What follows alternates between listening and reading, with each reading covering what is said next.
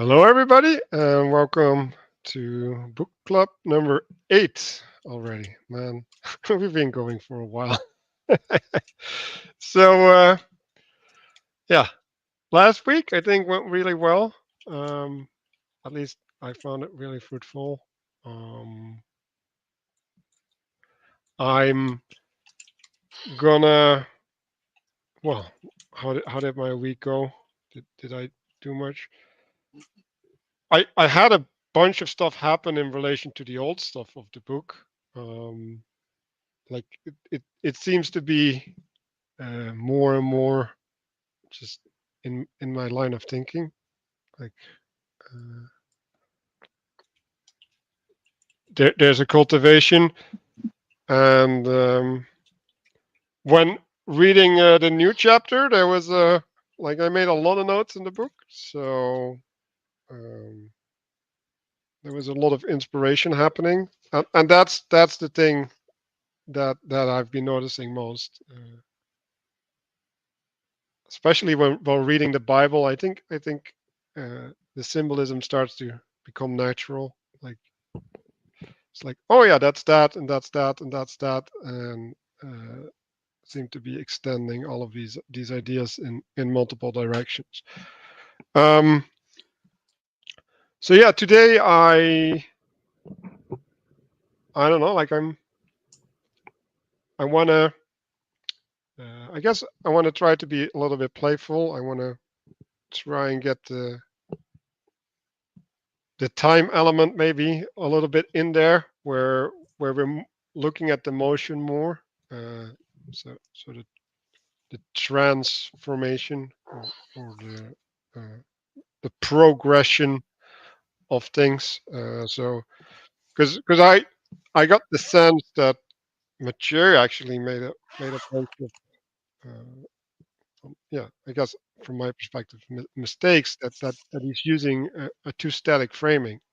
Uh, he's not focusing on the process enough, and he's focusing on the things that are in process over the process itself. Um, so yeah, that's the thing that stood out. So I want to try and look at the process, which is probably way too hard to figure out how to do that properly. um, Castle, you're next. Okay, so this week for sure, I've been spending a lot of time with Genesis 1. Usually, at least once a day, I've just been kind of going back through, rereading it, kind of, as you said, noticing a lot of the things that I had been previously missing that are more obvious by using this text, and especially the diagrams. And I hopefully you got the diagrams that I sent over just a little bit ago in the last hour. Um, but I have definitely been kind of seeing a little bit more of that.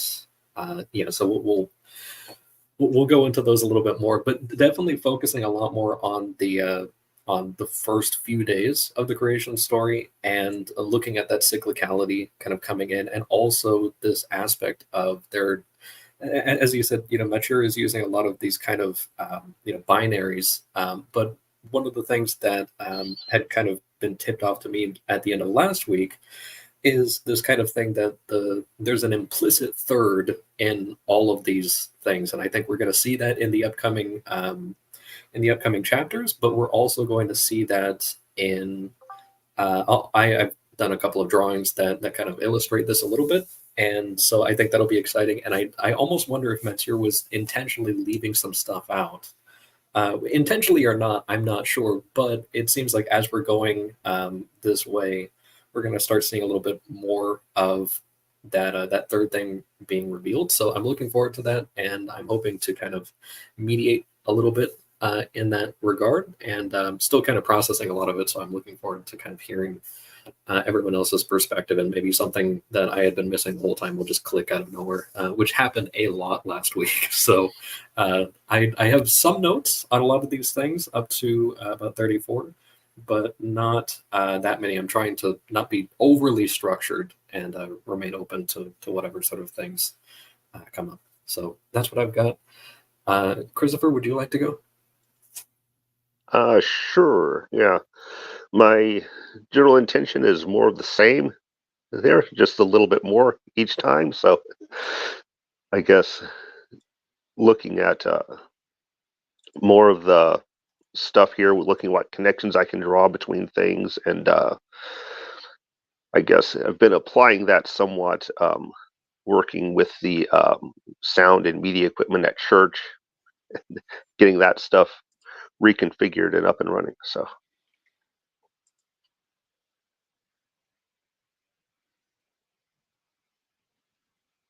different relationships, how they connect.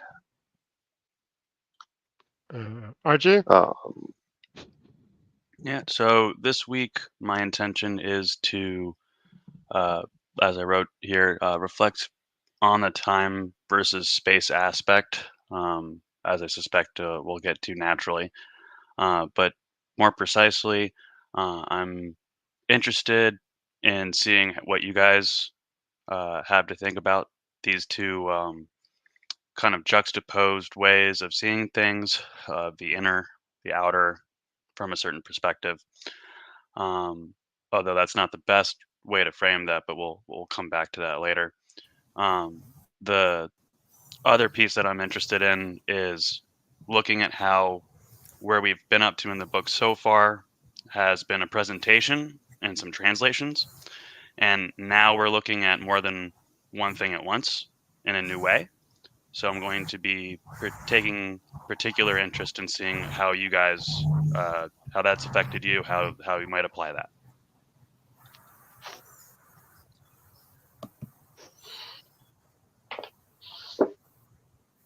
Elena?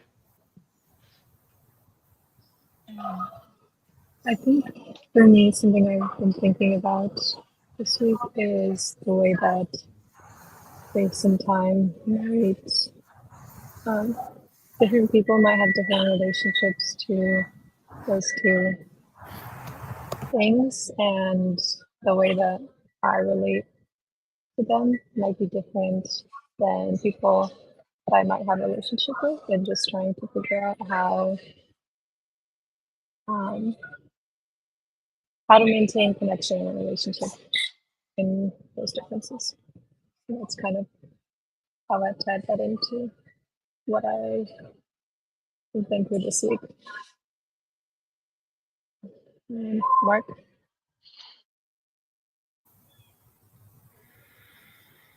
Yeah, so I think this particular section that we're embarking on here is, to RJ's point, where things get more interesting, right? And so I'm looking forward to trying to integrate that new biblical sort of cosmology with the with what we're seeing around us today, right? And relating it to the real experiences that people have, so that it's not done in a way that is scientific, like it's being done now, right? Which I think is really the key to solving the meaning crisis. So as usual, I'm here mostly to see where everyone might be stuck, and hopefully participate in unstucking them. Castle? Is Castle gone yet? I don't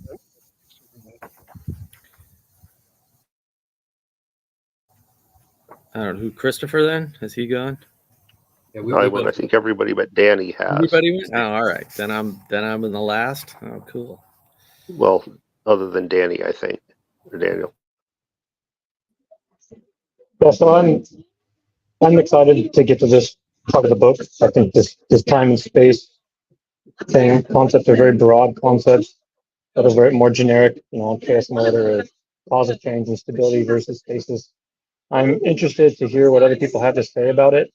We could definitely talk about this topic at great length. I think I think with respect to time, or in the emphasis on cause of change, I'm interested in paying attention to noticing how belief-oriented attention, or how your ambient thoughts and mental diet changes the way that the world manifests around you. That's something that always goes on, but I'm interested to understand how this lens and other people's interpretation of this cosmology is actually applied in that manner in their own lives.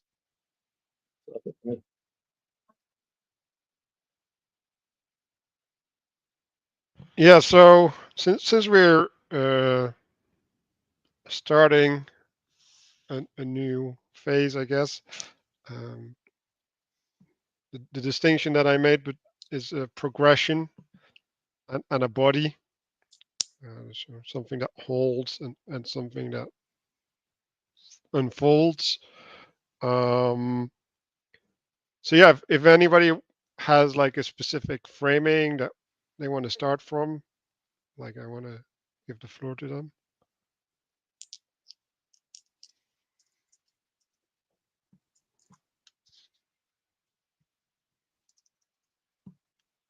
So I guess I'll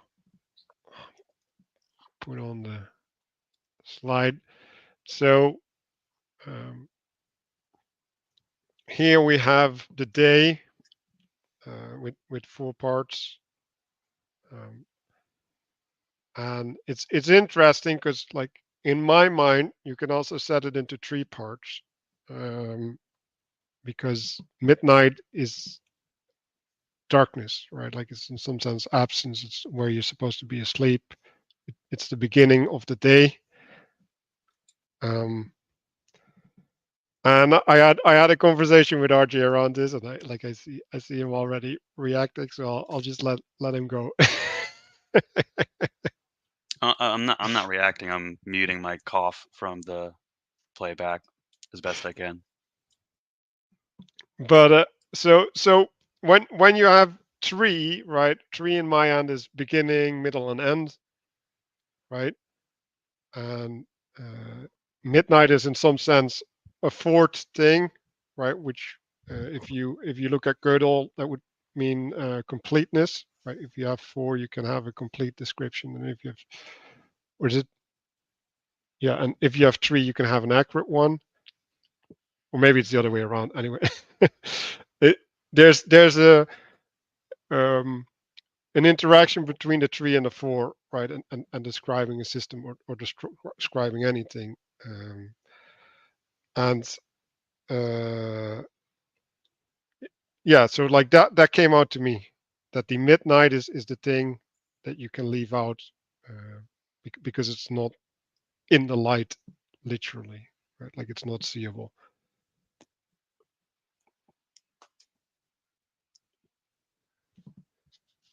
And I think it's also important to see that the day, right, that we use is starting at midnight. So it's born from there. But that's an excellent point, Manuel. And that was actually where I was going to vigorously agree with you on that point. And while we see the sun here in the diagram, it is not insignificant to note, I'll say, that it's a lunar concept of time in the sense of days start when the nighttime begins, is the easiest way for me to say it. But some of the rules include like 3 stars in the sky means that's the next day. So recognizing in a certain way that the day might start at the midnight point is something that I'll vigorously agree with on that point. And I also read that in Genesis, um, there was an evening and then there was a morning one day. Right? So they also start with the evening there. Yeah, I don't think they differentiate the noon at all. I mean, the purpose of the 4 is to have the high points and the transition points for full contrast, right? So can't understand night if you transition from evening to morning, because there's the deepest part of the night, and the day begins when the flip happens, right? And the flip is from increasing darkness to decreasing darkness. Noon is the same thing in the opposite direction, right? The day is waxing. That's how you would say it if it were the moon, right? You're waxing. And then from noon onward, roughly speaking, it's not usually noon actually, but whatever. Then it's waning, right? And going. The purpose of the 4 is to show the cyclicality by having a contrast for each extreme transition and the extreme state of light or dark. And so that's to demonstrate and I know he has this cast and opposites, is demonstrate the inherent connection between time and space. And this first diagram is a bit of a trick because you actually don't understand it until you read the chapter. So this diagram makes absolutely no sense until you read the chapter, which is the right way to do it, in my opinion, but that's a different, now we're arguing over best ways to write the book. So I think it's fine. I just want to tack one thing onto that, Mark, by noting the directionality of the arrows. We have not seen, in the scheme of things so far, all that many downward facing arrows. And on top of that, we see that the arrows that are on the circle of the diagram are moving counterclockwise. So just to Mark's point about trying to figure out what those mean, we may be best served by taking the chapter as a whole. If I could add to that as well, it's also demonstrating well the with the image of the sun there kind of going down on the left, that it's the sunset on the west side of this image that we're seeing as well, and also that this will get kind of elaborated on a little bit later, but of the different aspects we've been seeing a lot of this kind of like up and down, and then also like the left and right, and that the cyclical time is associated with the left, whereas stable space is associated with the right or the upright and straight. That reminds me, Castle, there's one thing I almost forgot to note.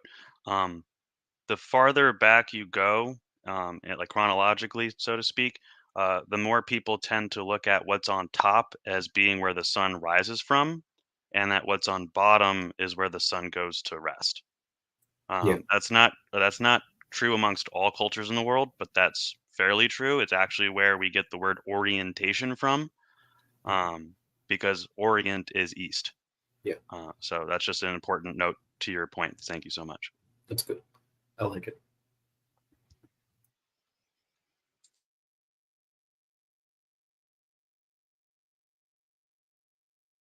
Oh, I was wondering, Manuel, would it be possible to get the days of creation diagram that I did? I might ask for that one to come up a few times as we do the book club today.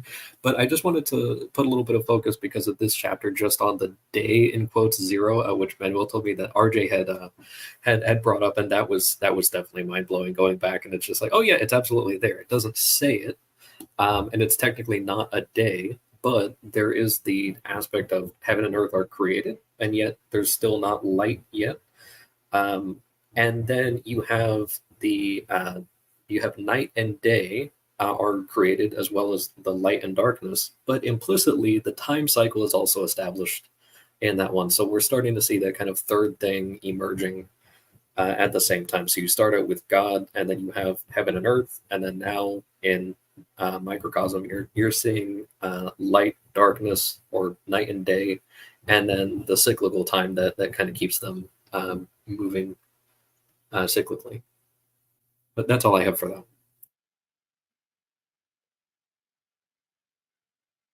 Yeah. So if we go to the next page, right, you have the graph of the cyclical change, right, and that's contrasted with modern time. And I think modern time is trying to read time from the material mutation, and the cyclical time is relating to the principles that make change happen in the first place. And yeah, so he's calling it the cosmic cause of change, and I had somewhat a problem with the word time. Like, now I should have looked up the etymology of time, but like why not just change or progression or cycle, right? Like why are we placing this in the time frame and contrasting it to modern time? Well, actually, that's what modern time is, explicitly. I'm looking at the etymology. Oh, go for it. Sorry. Yeah, that's how it's measured. That's what an atomic clock is. It's a measurement of change, like explicitly. Like there's no difference. It's just that we look at a clock or at time as such as an independent artifact of the world. And that's why people right now are talking about, is time speeding up? The answer is yes, it is. That doesn't have the effects that you think it has if you have a scientific mindset, because what that means is that the rate of change is increasing. It's all that time speeding up means. It's the rate of change is increasing. That's actually how Einstein's relativity works and everything else for real. Right? The relative speed is different. Yes, right. Which means time moves at different rates depending upon location and other factors, right? Which are orthogonal to the book. That time and change are the same word. Time is just the expression that there was a measurement taken. If I could also offer the etymology as I'm kind of pulling it up here, it looks like time comes from the root form da, which makes up all or part of time, tide, and let me see, ordeal and demon, and it all comes down to divide. So it's this kind of like multiplicity, or kind of separating out that that's taking place there. It also forms part of epidemic and pandemic.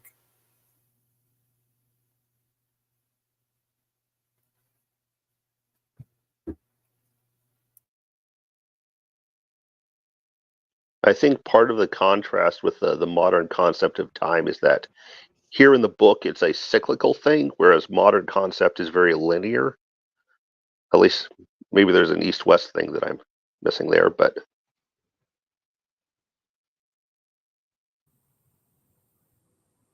That's correct, right? We look at time as a marching onward, right? But actually we measure it in 12-hour or 24-hour segments, right? Depending on which clock you're using. So a standard American clock is 12 hours, right? Military time is 24 hours, but they repeat all the time. And this is why I always got a little freaked out when people were like, the Mayans measured time cyclically. So do we. Right? I mean, I don't know if you know this, but we've had a January 2024 and there's going to be a January 2025. Like, I don't think our time is cyclical, right? We just I don't know what to say. We add one to the stupid year, but then everything within that is identical, right? There's no difference beyond the remainder, right? Which is where you get things like 29 days occasionally in the month of February, which comes up later in our readings. But yeah, you don't get rid of the remainder, but also it's very cyclical. Yeah, so I think if you look at the graph, right, like what we've done is we've made time into a space. So we've squared the circle. And then because we use the square frame to look at time, it looks like a square. That's basically the move that we made. And well, I'll get into this later, but the words that I associated with time is process, renewal, and breadth. And the ones that I did with space is consistent, structure, and life. Why did you associate breath with time? I'm sorry? Why did you associate breath with time? Well, because breath is like, I actually had some profound experiences today with actually breathing, and when I stopped trying to interfere in my experience, like actually my breath stopped. So there's a way in which the movement of your body is the reference for a bunch of things in which you live, and And so like I speak with exhaling, right? And when I inhale, there's a time for reflection, right? And these are all integrated within just the fact that like my vocal cords work better when I exhale, right? And I have to inhale. So now using that cycle, and if I participate in that cycle properly, I can use these moments that I inhaled to readjust, reorient within the conversation, right? So there's a cyclical element that allows yeah for the progression, and that's what the breath facilitates. Yeah, and I think I mean he says right here the second distinction is that time does not refer to any change whatsoever, but to cyclical transformation, and the breath is completely cyclical, and it's a transformation, right? You're taking in, we'll say good air, and exhaling, we'll say bad air, right? I mean, there's probably no better representation of time than breath itself, and especially in the Eastern traditions, they associate with slowing time down with breathing exercises on purpose. It's a very deliberate and clear association that's made there. And if you meditate, for example, like on the exhale, right, like that's where the most rest is, right? And then when you inhale, you upset your body because now it's having to deal with a bunch of things that it's taking in, right? So there's If I could add one thing to that as well, one technique that people use for like if people are hyperventilating is that they don't tell them to take a deep breath. They tell them to completely exhale as much as they can before taking the next breath. And it is just kind of like, okay, do the complete cycle. You know, like you need to cycle yourself so that you can get back on track. right. And so I've been thinking about also like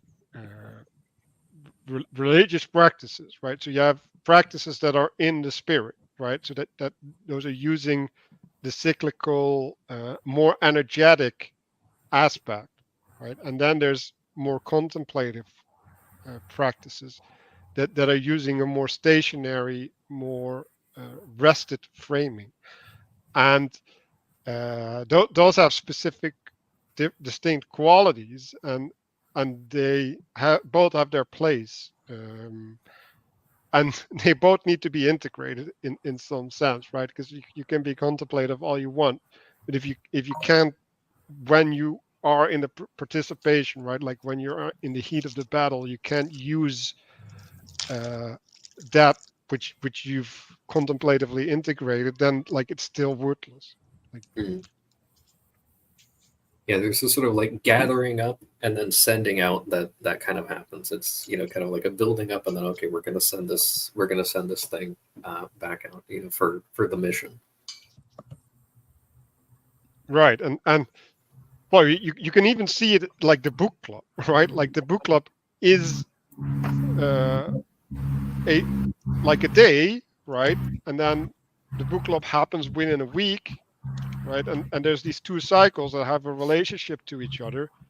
And what we're trying to do with setting the intention and doing the reflection and reading the book, right? Like having these different participations with the book is to have them interact, right? And to have them integrate. And so that's the way that I look at the time. It's like it's not one cycle, it's like a bunch of cycles that overlap, right? And therefore they dislodge, right? Like it's like the moon reinforcing the ebb and flood cycle, right? And so like if you just add like a bunch more moons or whatever, like then the water becomes like completely irregular at some level, but at another level it's still regular because it's still ebb and flood. It's just how the ebb and flood manifests are different. That's good because I'm seeing with that example now, this with the example of the book club, that, you know, we're all here to kind of exhale our findings and our intentions and everything like that, and then by the end of kind of doing this book club, then we're going to have kind of our new mission for the rest of the week, and then we're going to inhale as much stuff as we possibly can. We're going to intake the book, we're going to intake the experiences, try to formulate that so that we can then exhale it again for the next cycle. Yeah, and a different way is like, okay, so you've inhaled, right, or you consumed, right, you've eaten the bread, and hopefully that bread gives you a structure, right, like it gives you a space or a frame or a container to operate in your life, right, and then within that, right, like that's gonna deteriorate, right, because you can't hold it, and also like it might not be functional for an extended period of time, right, and so like that's where the renewal happens, right, so it's the space that you create to participate in shouldn't be maintained, at least not in a dogmatic way, right, like it needs to be updated in that breath cycle. I guess my take in reading these chapters is quite different, or in some sense, the emphasis on page 100, when he contrasts time as being the cause of change versus the possibility of change, the emphasis that my eyes see on time, or it says on page 100, the influence that carries reality from one point to another. To me, that sounds like belief or faith or confidence. And so the metaphors given for time, like water, chaos, and change, all the changing phenomena in the world have to be interpreted. And so I see time in this cosmology as being like the cycle of breath through which we arrive at different spaces. So in other words, time has more to do with things that move belief. And so when they speak about times where time is dominating versus space is dominating, in my mind, I'm thinking that more of when time is dominating, I think of that being more of the mutation of belief as opposed to the stability of belief. Can you point at the connection to belief? Like, can you explain that a bit more? It's not explicitly stated. Well, in page 100, it says that time is the influence that carries reality from one point to another. So you could give a metaphor like, why did the pool balls go into the holes on the pool table? It's because you could talk about the physics of the angles, or you could say it's because the shooter wanted it to be so. And if he wanted it to be so, he was playing the game, trying to prove something, trying to win a bet, trying to impress somebody, etc. Right? And so, like, or you could think about it another way of like an old adolescent.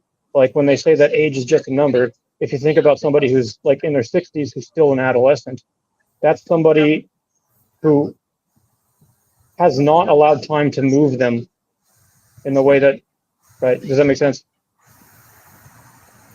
So, I mean, it's more of a fundamental cosmological difference about what moves the world. And so if the definition here given of time as being the influence that carries reality from one point to another, if reality is composed of attention, when I hear the word time, I think about the process of mutation of belief. And when I think about stability, I think about more of a confidence or a crystallized state of belief.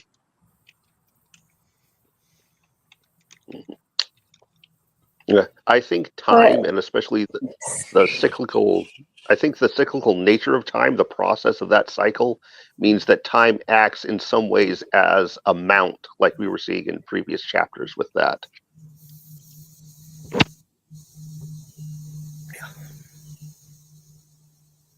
Yeah, also, the example you gave of somebody who's 60 as an adolescent, the reason that you can kind of put that on them is because time has passed, though.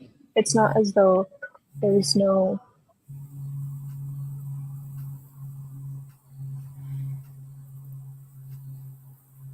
I don't know how to say what I'm trying to say, but the passage of time is like, it's outside of...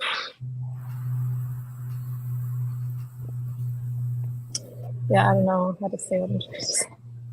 Well,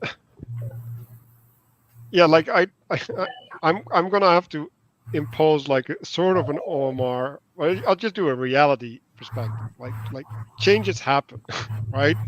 And the space that you're in is gonna change as a consequence, right? So if you want to connect belief to anything, right? It's like you have to update, right? But like what is the driving force of the update? Like I would say the space, right? Like the time is the transition between spaces, right? You can see it as rooms of a building that you walk through or something, right?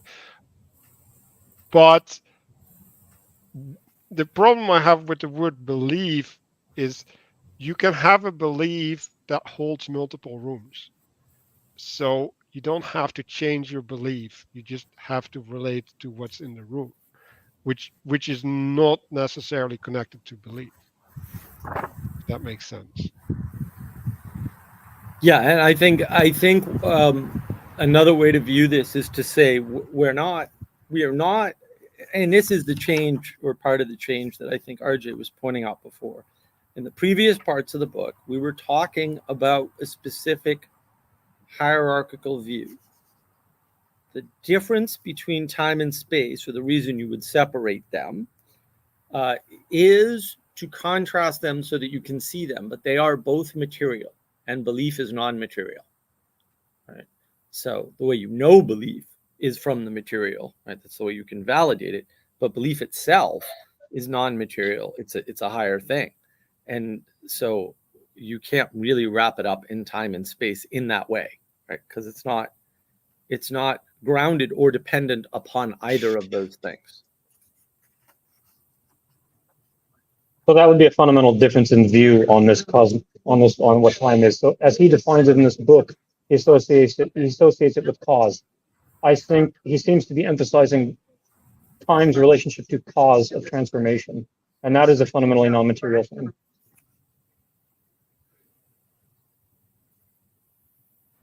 Yeah, time, right. Cause is not material and time is, right.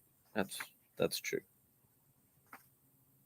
And yeah, like you could say, right, like time is the four seasons, right? And like the four seasons is that which manifests the material four seasons or something, right? That there's a form that's separate from the four seasons. Or better yet, you can just have the human life cycle, right? So there's forms of baby and the forms of child and forms of whatever, right? And like I see like time is like a progression of the spirit, right? So like there's an unfolding into the fulfillment of the telos. So there's something pulling, right? Or you could say something is pulling or something is pushing, like, and I don't know which one of those frames is correct, or maybe it's both, right? Like maybe it's the pushing that goes into the pulling or something. And then in what is pushing, right? So you start with the seed, right? Like the seed can only occupy a certain space, like you can use the physical analogy, but also spiritually, right? Like a small plant cannot withstand certain things that a big plant can, right? So like the capacity of the seed is limited compared to when it's grown, and so like there's a capacity, and then there's the what is it? Well, the telos that is dragging that capacity into bigger and bigger phases, right? Like at a certain point, it gets leaves, right? And then it can do photosynthesis, right? And now there's a new interaction, right? So the cycle gets upgraded to a new stage, right? Like there's a transformative stages where I guess new things will be directing what is happening. Maybe that's the best way to think about it, right? So there's a sequential directing of what is manifesting.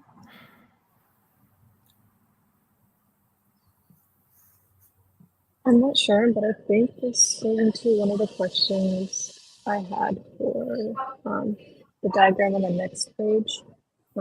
It's a bit of a broad one, but I just want to hear somebody's thoughts on this. So what's the significance of the fact that space is depicted as functioning within the frame of heaven and earth? It's time as periphery to the periphery of that duality, and that one's kind of makes sense in what we just talked about, but what does that say about the relationship of time to heaven and earth, and more specifically the symbol?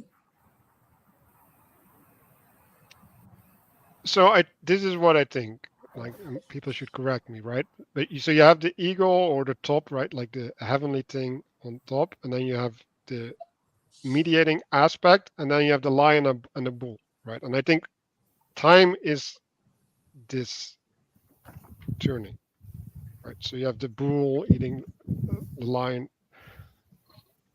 Okay, so my thing with that is that the vertical axis,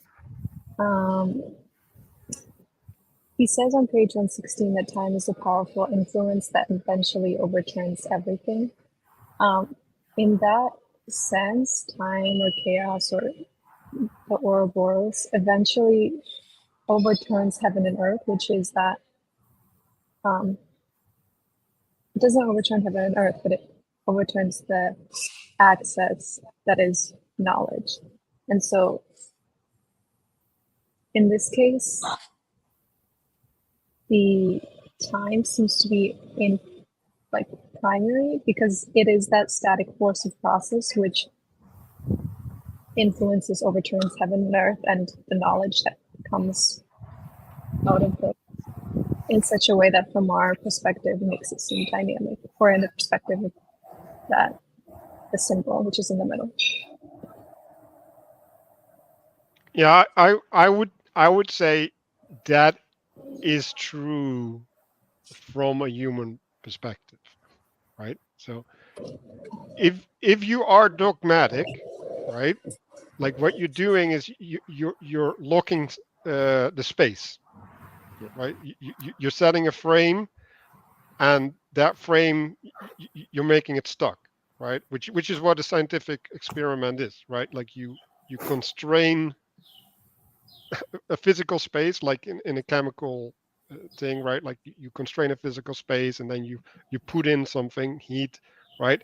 And then you observe the changes, right? So that's what an experiment is. Now that has functionality within that container, right? But the world is always bigger than whatever container we can make, right? So whenever we get dogmatic about something, there's and we'll get into that with the later things, right? Like he says there will be an impurity at the end, and that impurity is always going to be there because you can never make a system that contains everything, right? So that will mean that if you try to lock a system, the system will be overturned. But like this goes into one of my problems I have with the book, because like there's a solution to that. But yeah, and that's basically don't be dogmatic. that and relate to the heavenly, because if you let yourself be guided by the heavenly, then whatever's on the bottom doesn't matter. But that's not relating to the heavenly directly is not possible. That's what the book's trying to say. I don't think that's saying that at all. But and you always relate. You always have the option to relate to the heavenly. Directly is a tricky word. Like, what do you mean by directly? Right? Because I would say, of course, you directly relate to the heavenly. You did that from the minute you were born. That's just solved. That's the miracle of your birth, or something like that. Like that already happened. The question is whether or not you continue to orient in that direction. And I think that part of the confusion is this page, this diagram. It says side view and top view.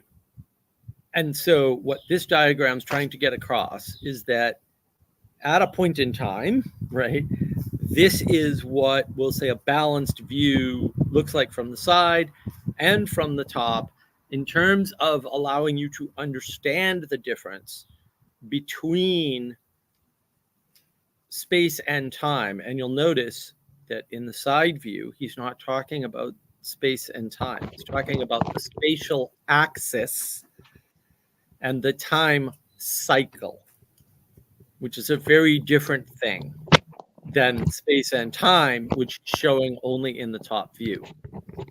I think once you understand that, it again, this is a horizontal thing. He's no longer talking about the hierarchy. There's no hierarchy in this chapter. It's not time is on top of space or space is on top of time or one comes before the other, right? They've been split apart, and now you can tell them apart, right? And the splitting apart is done by day and night. That's what, because you need contrast to see. If it were bright all the time, you also couldn't see the land. Technically, that's true. That would be true in your physical phenomenological experience. And we know this experimentally, like there's no question about it, right? So all he's doing is saying, no, the differentiation for both time and space is done by one statement, effectively. It's done by one event, if you want to put it in sort of reduced terms. I'd like to add as well, because I'm looking at the side view here, and I'm definitely seeing the parallel with Manuel's diagram there. That you're seeing the spatial axis, but you can kind of see this as, on the upper part you're seeing the branches of the tree, and then below that you're seeing the roots, and then you're seeing kind of the time cycle of the cyclical day and night. But you can also see that as kind of like, a lion chasing a bull around a tree or something like that. So you could kind of have that imagery there as well. And so you're seeing that happen there. It's a little difficult because that orientation is difficult to represent, because it would just look like a line if you were facing it, head on from the side. But also an example of this kind of thing of the time being on the outside, or the division and kind of separation and cyclicality on the outside. RJ and I were kind of messaging a little bit here on the chat, and I'm seeing kind of the space on the inside and then the time on the outside, as especially with water as kind of the major symbol of time, is kind of like a fortress with a moat around it. And so you have all the kind of confounding things out there, the creepy crawlies with the claws and the teeth and the serpents and everything are all inside the perimeter. And then, but it's also it's constrained out there. And then also, usually over that is usually where the bridge is. So you're allowed to get a little bit of stuff that kind of passes over, just the things that you want to. But in like a properly integrated top view there, you have the nice stability where all of the stuff that's outside, like maybe those crocodiles that are in the moat, are useful to you for maintaining the integrity of the inside. That maybe the forces of time kind of stop with those mediators if someone wanted to get in, but also you don't let those things get in either. They have their proper place. They're the kind of impurity that's out there, but also like you integrate them by not integrating them, but also not trying to encroach upon them.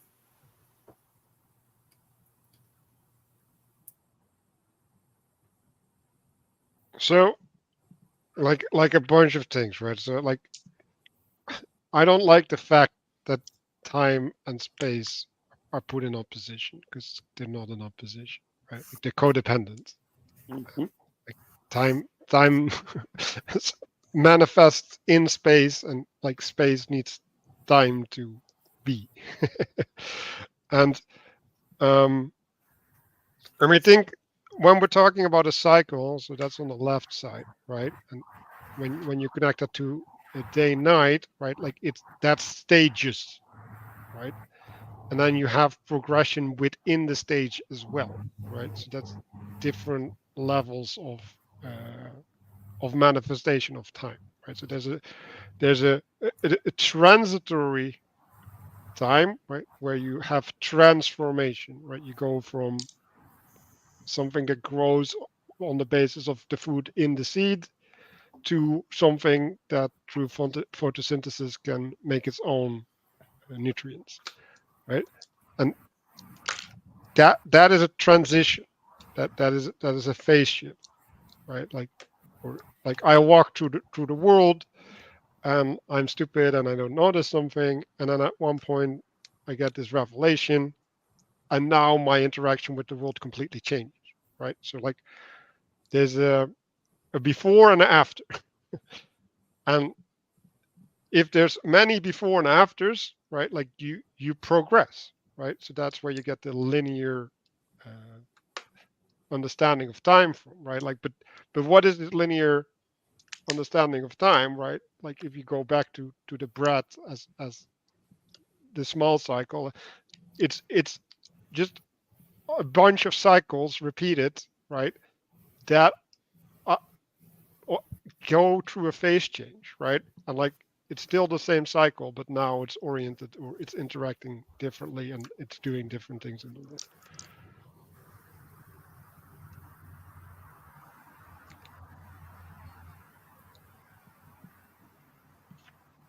I hope that wasn't too confusing. I think that was good. If I could just make one last thought of the things that I had kind of pointed out here, just on the previous page, there's just on that little bottom note that Matthieu makes.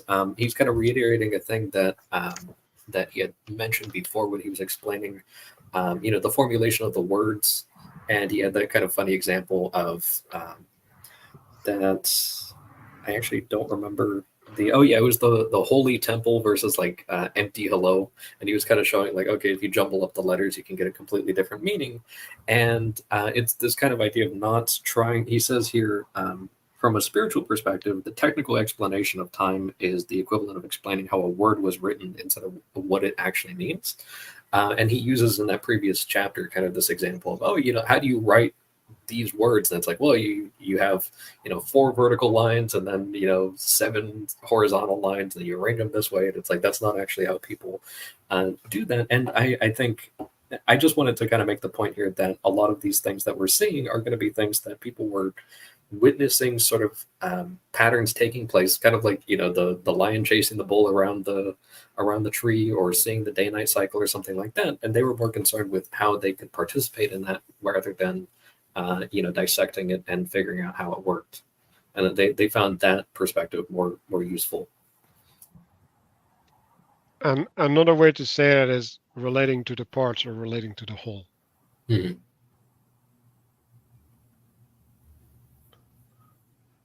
So only if you look at the whole, you can see the meaning of the parts working together.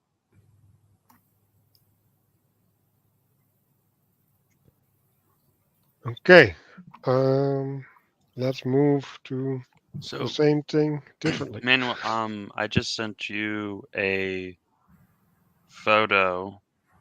If you want to take a look at it, it's in your DMs.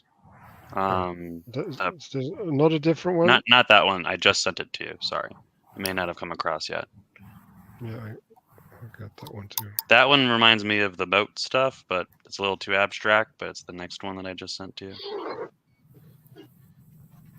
Start talking. Oh, I got it. Right, it's got the blue on the left hand, the red and kind of fiery looking material on the right hand, and then in the center is another object. Yes, this one. This is kind of seeing how there's a center object, and where there's a clear center axial point.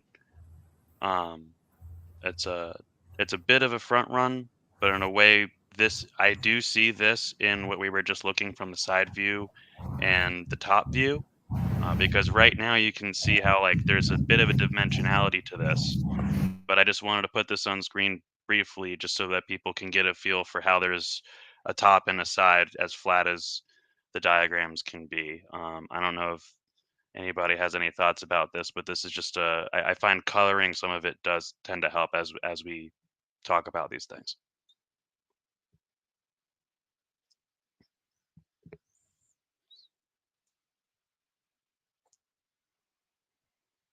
And just so that people know what we're looking at, these are actually all square objects, even though this looks, like there's a hexagon here. That's actually an object that's a square with a bunch of, it's like origami.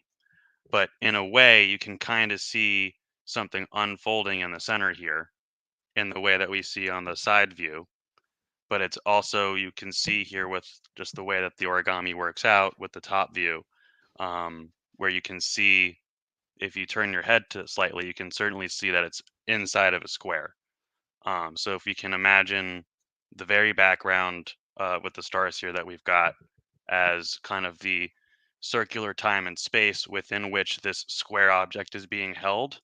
And then we see something like the arrows pointing in and out in the center here, for those who are more visually minded like myself.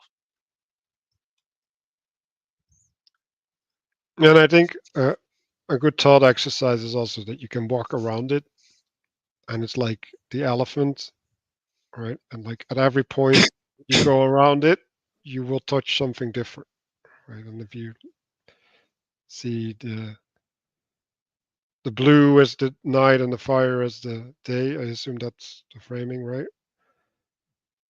Yep. I'm tried to copy the traditional associations of blue with being watery and red being fiery, and we can get into that symbolism later. But red and blue seem to be pretty basic. The red being the light, the blue being the water in this case, or the perhaps even the earth. So you can see two things, right? Like the angle on what you're looking at changes, but also the amount of light that you're using to see.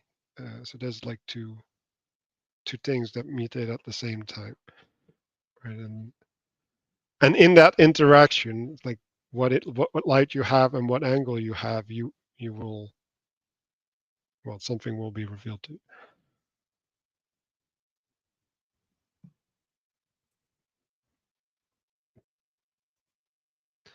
Okay. Is anybody? Well, I got this chapter stood out to me that they're now starting to introduce like some movement, although it's still phase changes, just going from A to B, not having A unfold, I guess.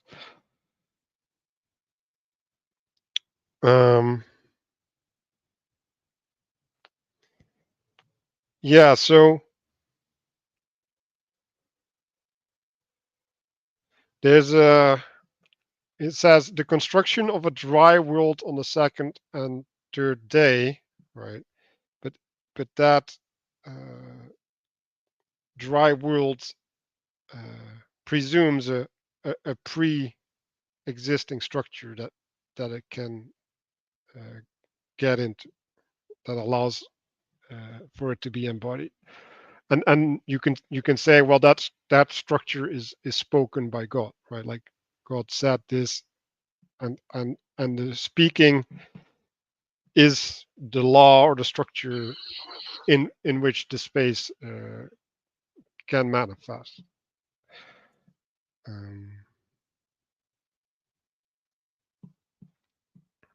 The association that I here time can be thought of as constructive to that which it envelops, though, right? By describing what space isn't, in like, I think theologically that would be considered in like an apophatic manner.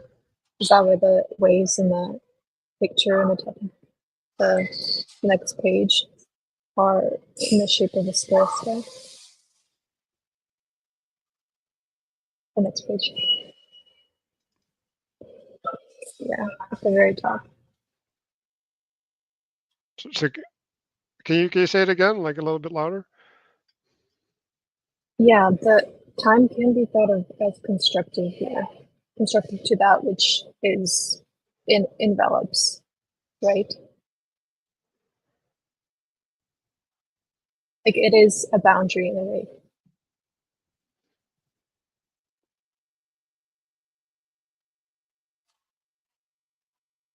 I have to think about that. I don't want to. It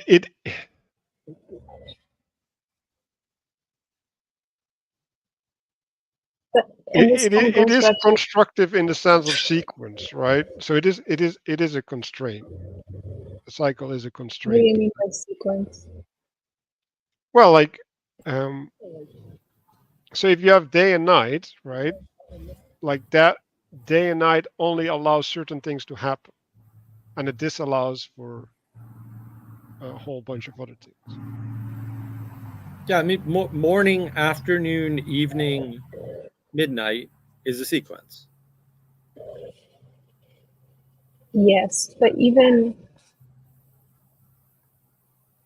the fact that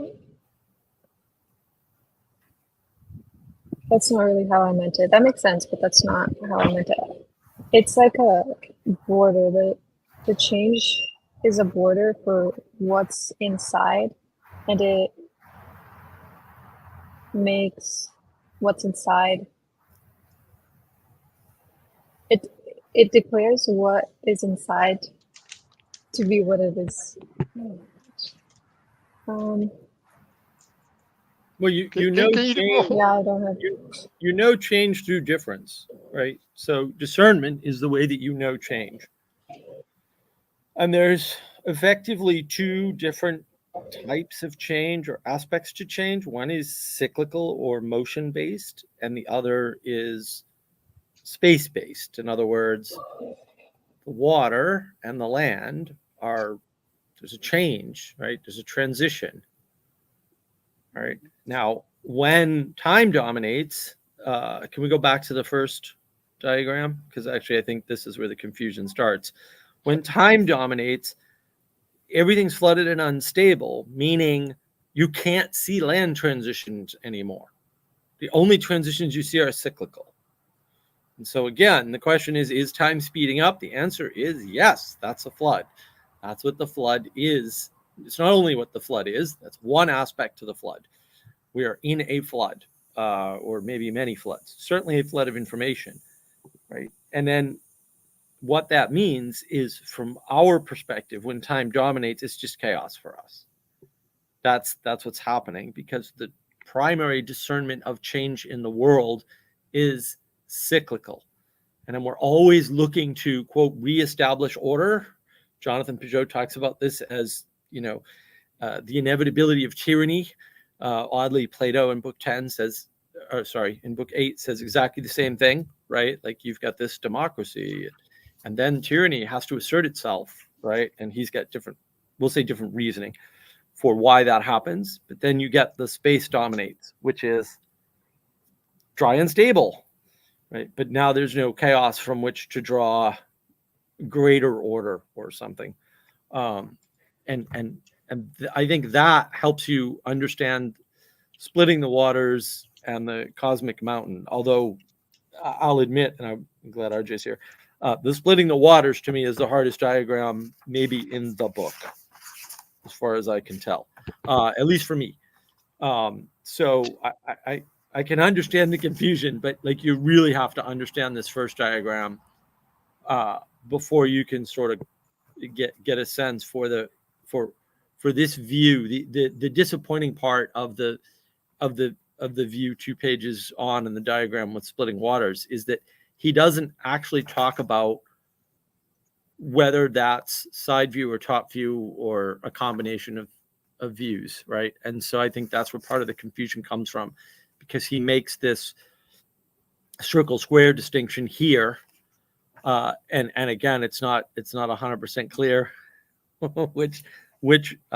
which perspective you're adopting here either. And so I think that gets it, that increases confusion rather than clearing things up, we'll say. But I think he's also making an assumption about a leap that you've hopefully already made by this chapter, which I think is probably a little optimistic.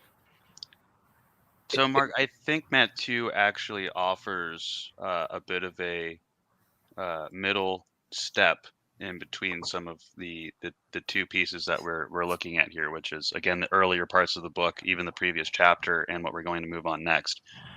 In the physical copy, that's page 120. It looks like in the digital copy that will be on the next page, which is page 303. And it's a quote from Genesis 1:6 through 1:13. Anybody want to read it, or I can do it? Why don't you read it, sir, please? God said, "Let there be an expanse between the waters, and let it separate water from water." God said, "Let the waters under the heavens be gathered to one place, and let the dry land appear." God said, "Let the earth grow seed, herb, and tree bearing fruit of its kind, with its seeds within it." So we have the separation of the waters, which is, and then we have, once the waters are gathered together in one place, the dry land appears. And I think that is important to keep in mind when we look at the diagram with what appears to be kind of squiggles around it, which we'll probably move to in just a second. And then there's an image that Ignacio was kind enough to make for us that will probably be helpful to understanding that top right one once we've given our initial thoughts. If I could comment as well, I think there was so this whole idea of like the complementary time and space is something that is not going to be shown some sort of resolution for a while, but will be shown in this book much later. So I just wanted to kind of, there's just kind of drop a little spoiler that there's a concept of space crowned by time, which we're going to see much later. And that is going to satisfy a lot of people's kind of desire for this. But we got a taste of it in the previous chapter, and that top view that I equated to the fortress with the moat. That is a much more simplified version of the diagram that we're going to get much later. But it's just a little bit of a taste of, okay, these things are not overlapping. They're not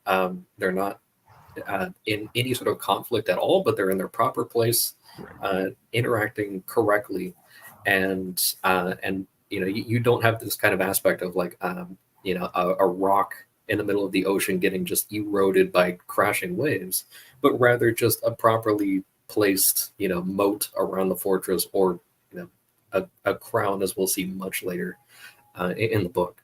If I might ask, because we just talked about the first 3 days of creation, could I get the diagram that I had made on this? So I did recognize the kind of issue with these diagrams as well, especially with the separating of the waters. So we have the beginning, the sort of day zero, where there was, it was without form and void, and then you have night, day, and time are created, and after that, it's to be assumed that just before the day 2 diagram that we have here, the whole thing would just be all waters unseparated.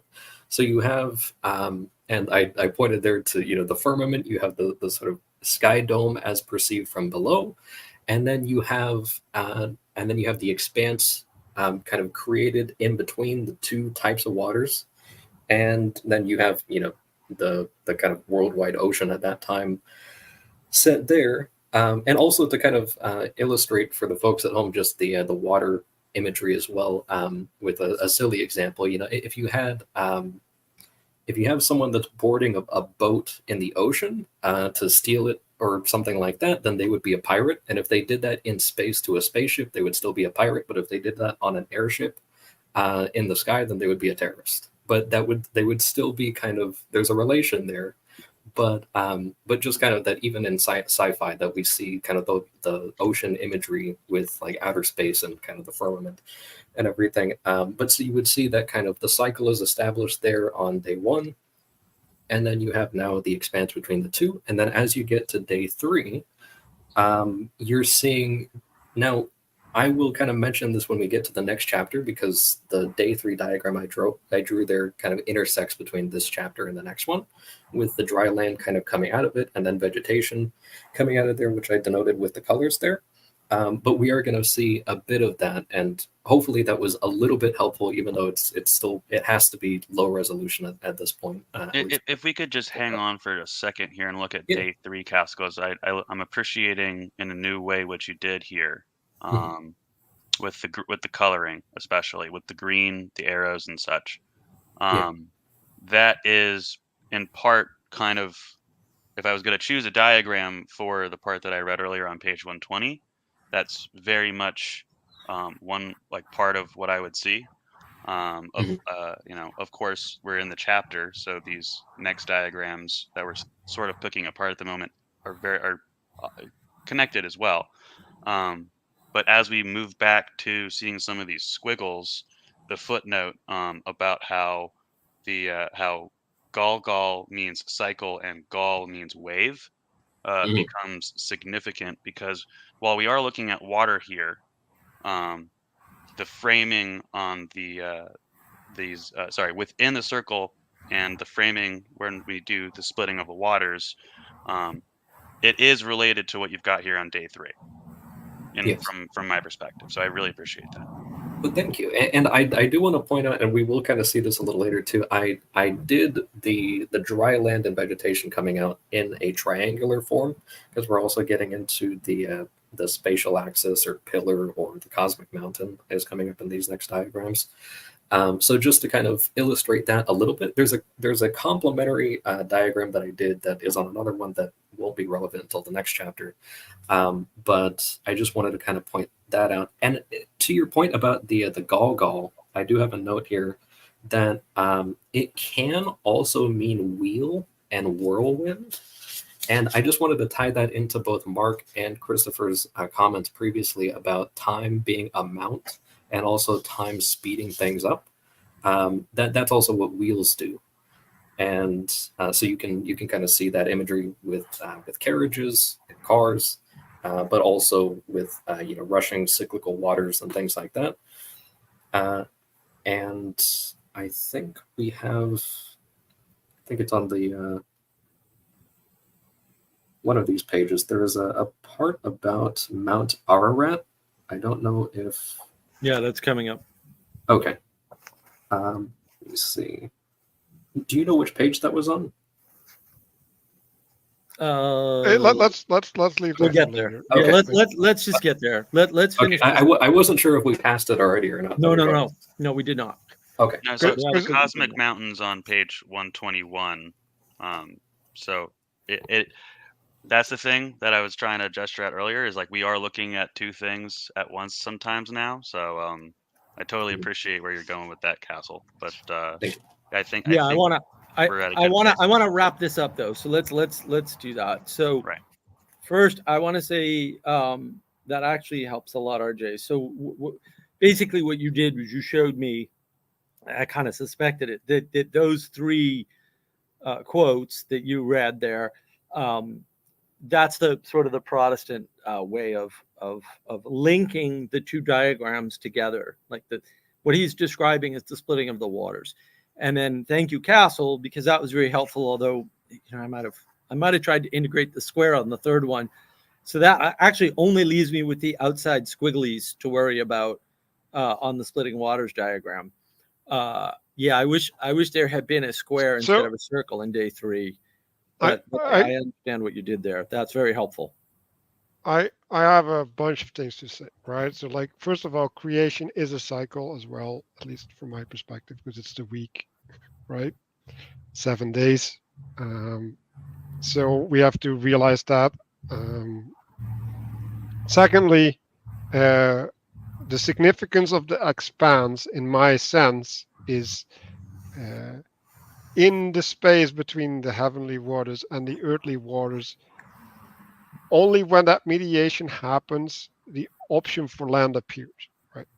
Like because now the thing from above can go down to what's below, and if it's flat, if it's on each other, there's no transition, right? There's no conformation or transformation, all of that, right? And there's nothing that can be built in between.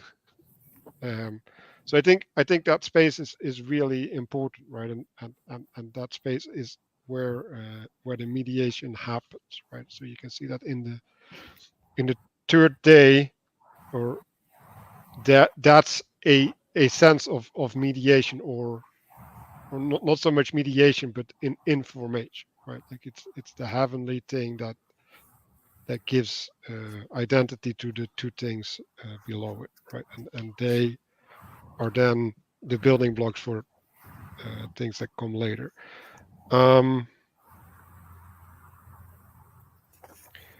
Yeah, so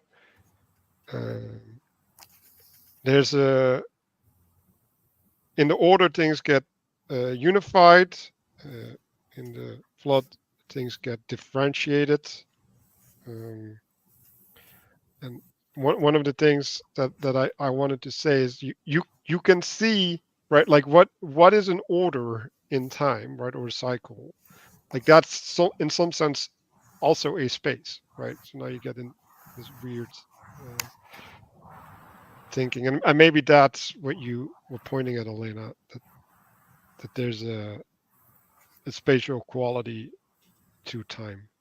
Um, Yeah, they're linked to such an extent that, like Mark was saying, you need the contrast from one or the other to exist.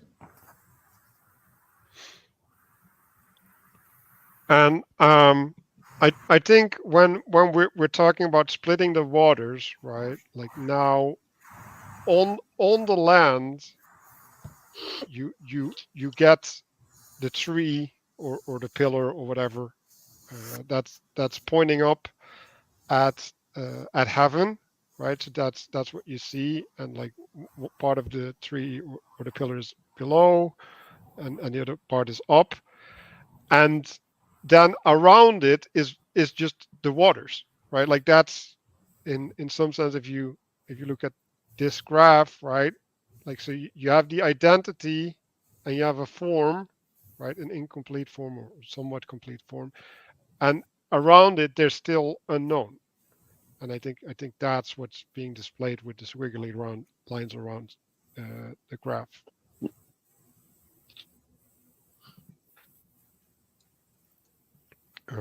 Manuel, if we could show up, throw up the picture I sent you first today, right? Perfect. Thank you so much.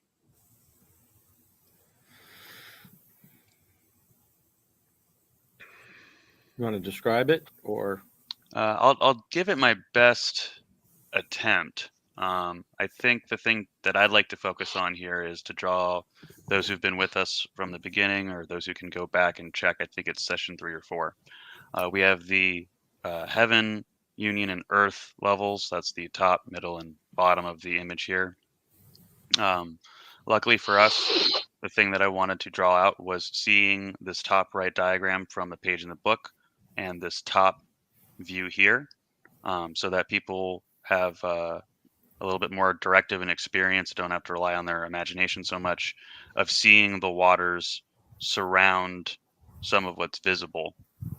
And then the side view, which would be here at the where it says union, and then the earth view is still more or less the same. So that's just towards orienting ourselves around this top right diagram with the squiggles around it. I tend to think of these squiggles as the way that when you're at the beach, the waves themselves are squiggly on the land. And so it's somewhat evocative of an island. But this is for getting your mind around it. I'm trying to very specifically not say that, when you're thinking top down, it's like you're on an island. That's not what I'm saying. But And it, there is that relationship to what I believe probably is going to be the middle one here. you could look at it through Yeah. the graph that I have here now as well, right? Yes.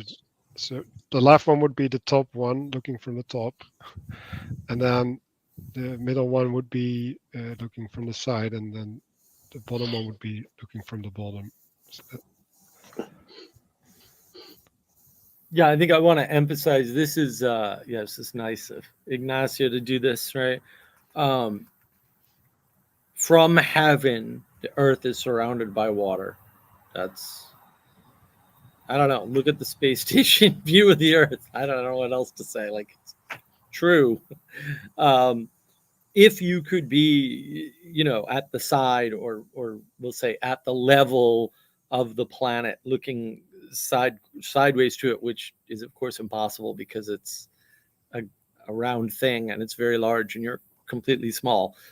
It would look like that union, right, from that perspective. And we're here, we're like stuck on the earth, right? And so our perspective is that the way we differentiate the trees is because there's water to contrast, right? In this case, it looks like sky, but that symbolic representation holds.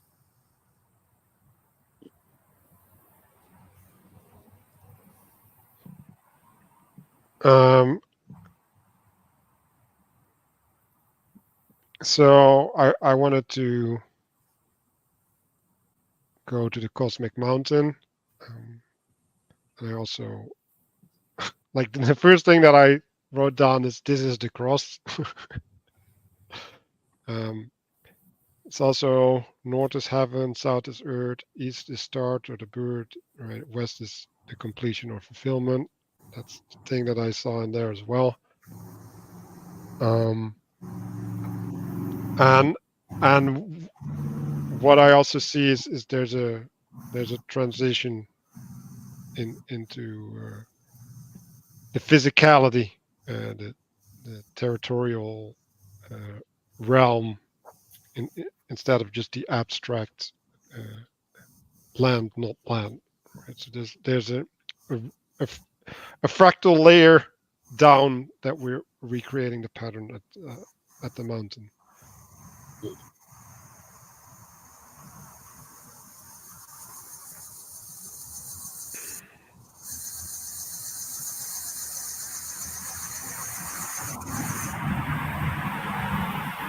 So I guess I want to read the time versus space psalm. Like the first sentence is, whoever established the earth on its foundations. And I had a question, like, what are the foundations of the earth?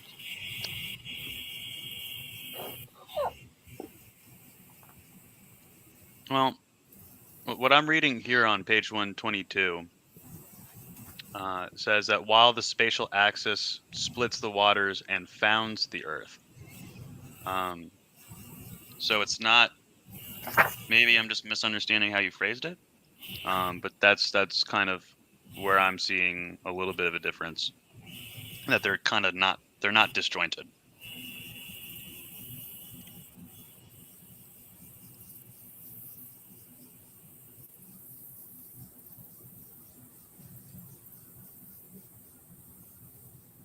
Wait, where do you read the founding of the earth? Like, So it's on On the next 122 of the physical copy. It's probably on the next page. Okay, on the next page. Yeah. So what's that, 205? 105 for him. 105. Sorry, thank you.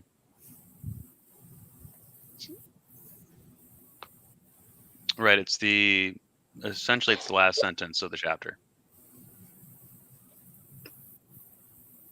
The cycle or wave swallows space and overturns the earth, comma, while the spatial axis splits the waters and founds the earth, period. In general, there's a constant tug of war between the dominion of cyclical time and the dominion of spatial stability. I mean, it's a little bit hard to parse that, but again, I kind of come down on just phrasing it as they're not disjointed, and one is not. It's a bit of a yin yang thing. They're in interrelationship to some degree. One is never purely dominating the other.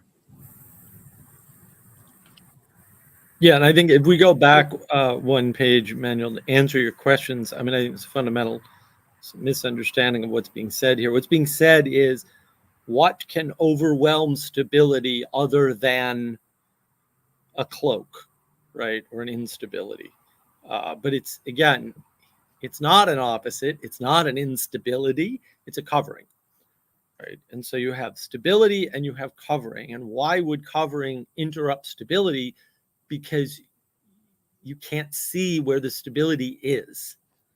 And so, again, they're not opposites, all right? But they do have some relationship of conflict or interference, if you want to say it that way. And that's basically what that's saying. You can't kind of stop in the middle of the question to understand the question, because the question's a complete, in some ways, it's a rhetorical question because it's being answered in the next sentence, right? And that is related to the phenomenological experience of the world, right? When you're not sure what's stable, right? If you don't think you understand how your government works, you might leave the country, right? That's where all immigration comes from, right? Or if you're not certain that your government won't behave in a fair manner to you, in other words, it's not stable relative to your way of life, you'll leave the country. Like this is how things happen in the world. So it's a symbolic description of, and there's many things like that, right? Like if there's a sinkhole outside of your house that's threatening your house, you're going to move. The stability of the earth hasn't changed, but there's a cloak on part of it, and suddenly you don't know if the sinkhole is going to eat your house, so you have to leave. Like that happens, and that is the ambiguity of the foundational certainty of the stability that's created by the splitting. I'm also Right, but Oh, go ahead. well, I think the first part there, well, both parts, I think are referencing Noah, right, Mhm. where the flood covered the earth again, and when I say they fled, or when I say when he when I read the fled at your rebuke and hastened away from your thunderous voice, that's the reestablishment of a new paradigm, right, or new covenant. Um, and the mountains rose and the valleys sank. So there's a well, there's new mountains, at least the way that I see it, right? And then the association with valley is that which holds life, right? Because that's the Yeah, but all that happens as a result of the flood receding or the splitting. yeah. I get it, Right. but when I say new paradigm, like I basically mean new foundation, right? Because Well, it's only new in that it's unveiled because the waters are no longer covering it. I mean, in some ways, it's OMR, right? The mountains and valleys were there and couldn't see them, which means you couldn't live on them. Like yeah, but the flood is. I think the point is, and I think this is what happens when you go through a transformation, right? Like the thing that you build upon, right? Like the mountains and the valleys are changing, right? So like if in some sense Noah's flood is like the baptism of earth, where Mhm. you get a renewal and an actual life of earth instead of whatever happened before. Yep. One way to look at this, though, at least the first two sentences there, or first sentence and partial sentence there, is to say, hey, you made this thing and it's solid and it doesn't change. So how does everything happen, right? If you have something solid that doesn't change, time doesn't exist, we can't operate. There's no such operation itself as a ridiculous concept. Oh, you cover it with the waters, right? Okay. So you introduce cyclical time into the foundation, and now all of a sudden you can do things within the foundation, right? Because otherwise you actually technically can't. And that seems to be what's being got at here, right? Where, and if you look at the diagram, at the last diagram there in this chapter, in chapter 32, I mean, I think you really get a sense for that, right? Because it changes from squiggly line to triangle effectively. Is one way to look at it, right? But also, again, the boundary type changes, right? So it's no longer this cyclical boundary. It's a set square boundary. And I think that's really all he's doing is meeting these two things. And I just, until RJ and Castle really helped me out with this, because man, I was struggling on this chapter. I didn't really understand. Oh, he's using the text like explicitly because Protestantism or something. Whereas I like what Castle did. It's like I would have kept going with the diagrams. I wouldn't have interspersed the text at all. Or done both or something. So like.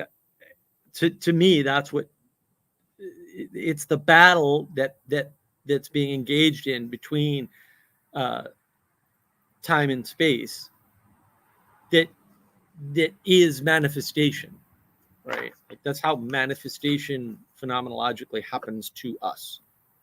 That's how we know it. I have a few points I'd like to make, because a lot of stuff definitely clicked as you guys were talking. So For sure, I'm kind of seeing this thing, especially as you're talking about with the waters as a type of cloak. So we see the motion of the dry land appearing. So the waters are told to gather into a place. They're told to lower, and then the other things that are beneath kind of rise up from the perspective of the observer. But we're also seeing so we will see an explicit diagram of this in the following chapter, but in the space dry land diagram on this page, you still see the kind of descending into the darker materiality as you go down through the different steps. And that is also happening underneath the water as well. But it's so confounding and difficult to see that you don't realize that, oh, you have the water, but then you also have mire, and then you have solid ground, but it's all underneath there. And it's very dark, so it's very difficult to perceive. And let me see. There was another thing that I was going to point out. Oh, the word Ararat for the mountain that Noah landed on. It does mean holy place, but it can also mean the curse reversed. And the etymology of curse, Kers, curse, means course, flowing, or running. So the kind of the flowing or the running or the course reversing, kind of descending back down, whereas it had kind of run up the mountains. And so we're kind of seeing that take place quite a bit with these diagrams. But I just wanted to kind of point that out with kind of like the descending materiality still happening underneath. Yeah. Oh, I think I think maybe another image that might be helpful is thinking of the relationship of space and time here is kind of like you're on maybe an island or a beach where you have like a high tide and low tide. There's a cyclicality here where some things get covered and then uncovered throughout the day or whatever. Or maybe there's like maybe you're on a river and at a certain time of year there's the rains and the water rises and then sinks. Right. I really appreciate what you guys both just gestured at, because it allows me to point, and I'm forgetting the specific verse in Genesis, but it's the point at which the ark hits and comes to rest. And if you think about that for a moment, what that scene is the waters are receding from the viewpoint of someone standing on the top of the mountain, perhaps on the right-hand diagram here. It would be as if the waters are receding and being gathered to their gathering place, and the more and more land appears. So just from a, I don't know, embodied perspective for a moment, getting that how, of course, there's still more rain going to come in the future, but it's not in that same way, because in part from the perspective and taking the text in its own terms, there's the covenant where God agrees to separate the waters and to not mingle them once more. So it's from one perspective in typology, it's baptism. From another perspective in typology, it's a continued separation, which leads to increased stability. Can you expand that? We would have to actually go into Genesis and take a look at the actual covenant, and then unfortunately it's just something that would take up too much time given where we are in the session today, but I'd be happy to do that at another time. Okay. So I like the island idea, right? Because I think that is correct, right? With the high and low tide, and islands are not supposed to be flooded, right? So I'm like I know like there's a reason why the flood story is so early in Genesis, and that there's a covenant, like basically that won't ever happen again, right? Because if you don't have that, then you can't build, right? Like if you have to like reset every time, then like that's not option, not a valid option, right? So like I don't like the tug of war. It's more like there's a time and space, right? Like because there's erosion on the beach, right? So time and space are working together to shape the island in some sense, right? And you can call that a tug of war, but you can also say that that is an unfolding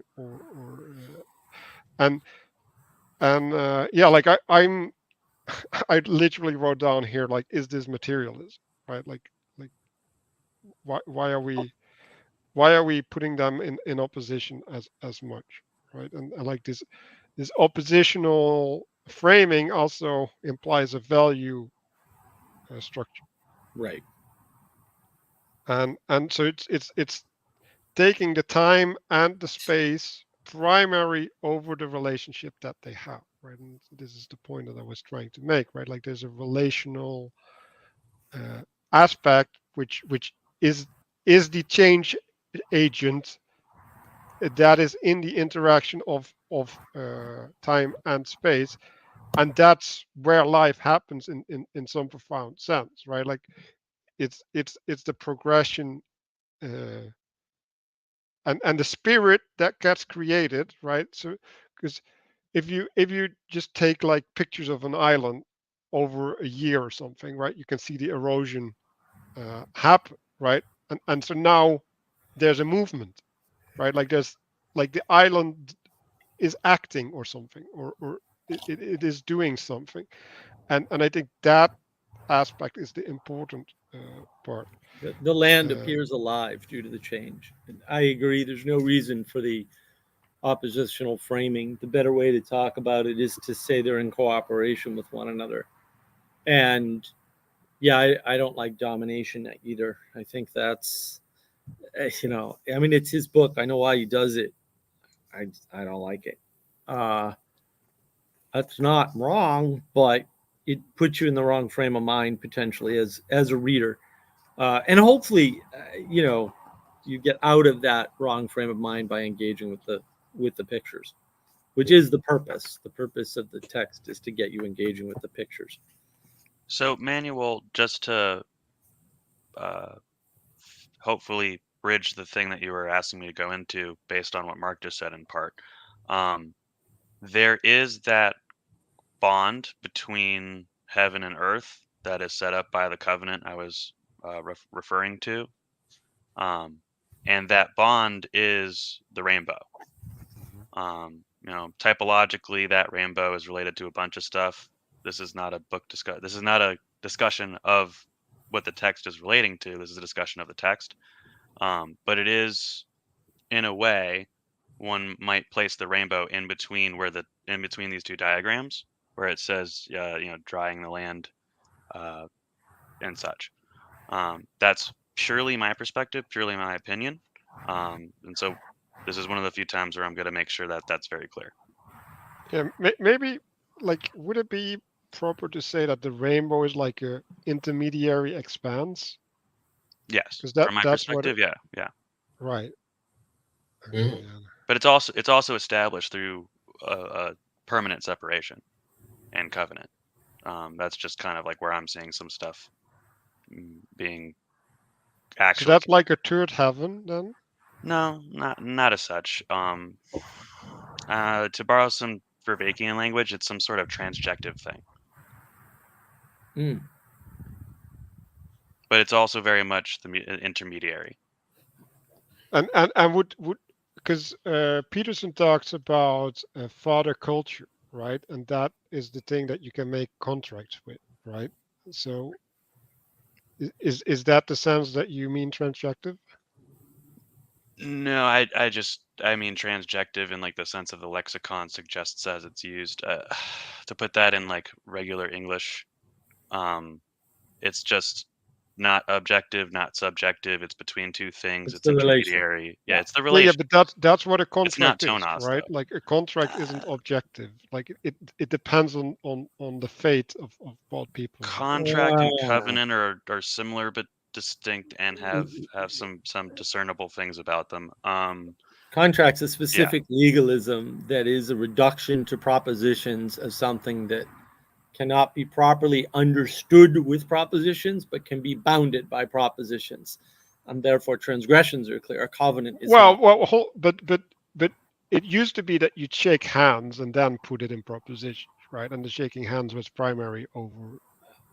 Well, actually, I would argue that you never put it in propositions, and the handshake was sufficient. And then it developed into handshake plus witness. But anyway, like I don't care about the proposition. I'm talking about the establishment of a shared reality that's not real because it's only there by agreement. I think we're actually going to get to this topic in a different way that will help us see part of the landscape as we move into the next chapter. I agree. Mediation point. The next chapter actually covers this, I think, or at least, the next chapter covers this explicitly. Do we want to do it? Yeah, well, I think we can do it. I do have some notes for this, some kind of parting thoughts for this chapter, if I could. So a bunch of stuff popped up in my head as with the things that we were all talking about here. So one of the things that I wanted to bring up, because Manuel made the point about the about like a new paradigm after the recession of the flood, and so I was kind of making an association there with not only the dry land covered by the waters, but also where we had previously seen, on the first day, the light going down into darkness, and then with that kind of transition of the covering by darkness, you are seeing that's how you get the new day, and with new here meaning like the unused day or the not yet experienced one. So you're renewing and covering and kind of washing away the land of the previous impurities, and now it's ready for a brand new use. And I wanted to just kind of make, without going super deep into it, that there's a lot of this kind of aspect of covering on the personal scale in a few biblical stories. So there's Ruth covers the feet or the foundations of her future husband, and that is kind of a renewal story in the book of Ruth. There's also King Eglon, who is a very round man and extremely overweight, actually, in the story that they tell.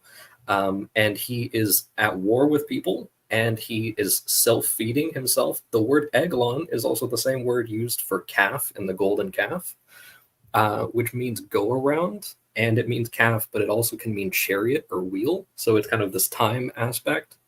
And they associate, it's not necessarily, it's kind of like it's an additional name for calf, but it's not the word for like a bull necessarily. It's specifically an undomesticated animal or something that is, it hasn't been trained yet. It's not yet a subservient mount for the purposes that it would have. And I have, let me see here, an image, if I could, of these are a bunch of untrained, undomesticated ruminant animals. So one of the reasons why they call it Eglon or go around is because when you have undomesticated animals, they circle you because of their pressure zones. And so if they perceive something, they're going to wind up circling it so that it doesn't circle them. So I just wanted to kind of make that comparison here with kind of the roundness, the cyclicality, and the sort of unruliness. And so that's all I have for that particular image.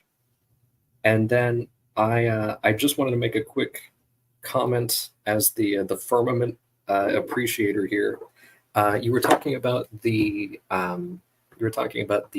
rainbow as the expanse in the expanse, which I really like, because just the other week, and I know we're going to do the Ezekiel thing again, but it won't be for some time. There is a part here in the image of the cherubim where there's the image of the expanse above them. And then there's also the appearance of the bow that is in the cloud on the day of rain, which is up like in the upper part of that. So I just wanted to kind of point that out there, that we are seeing that expanse in the upper part of the expanse happening in other stories as well.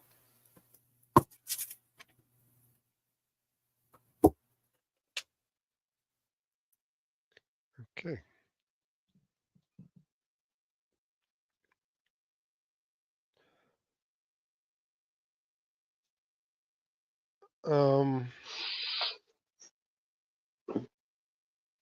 Yeah, so the first thing that I noticed, and this is again framing, I think related to materialism, but he's taking certainty and uncertainty instead of making a positive formulation for what he's talking about, right? He's identifying it against the certainty. Like I don't know. I like that. That is privileging a perspective that's analogous to the flood, right? Like the inability to see. It's not presupposing the union or something. Yeah, potential would be a better word here for me than uncertainty. Yeah, I add the word mutation. So it's a transformative act as opposed to that it's in. Yeah, I think in some sense, when you don't have certainty, what appears, the positive aspect of what appears is called potential. The negative aspect might be, quote, uncertainty, which I agree. Like the idea of uncertainty makes no sense because it's an identification against. So yeah, I would prefer potential there. And I think that's what the scientific worldview misses, right? Because it's binary framing, which may be accidental or maybe inevitable as a result of scientific thinking or something. It doesn't make the relationship the trade-off relationship between certainty and potential, right? Like you can have certainty, but you have to get rid of potential, right? In other words, there's no space for miracles, there's no space for change, there's no space for things to be different. And so they're perpetual, and that flattens time, which is change, right? And therefore it's wrong, because we don't live in that world, right? So yeah, I prefer potential, because that is the positive differentiator between certainty and less certainty, we'll say, more and less certainty. How much potential is there? I think part of what he's missing with the oppositional framing is the difference between concrete and intuitive knowledge. Yeah. Would you find obviously it useful? No pushback from me there. Yes.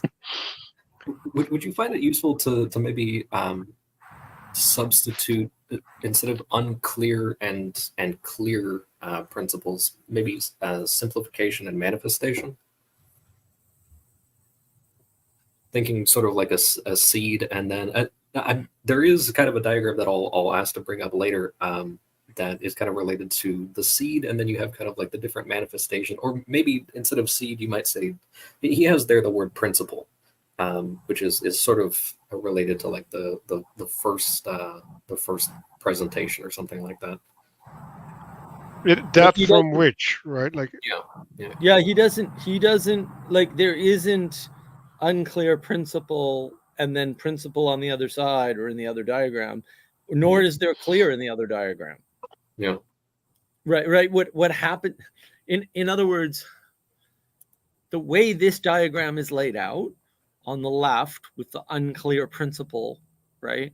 All you're saying is that you can't connect the top and the bottom pieces, and the bottom pieces also don't connect to one another.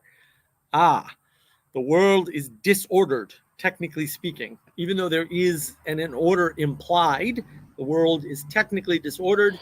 Therefore, it's not that the principle doesn't exist, because all the component parts are there.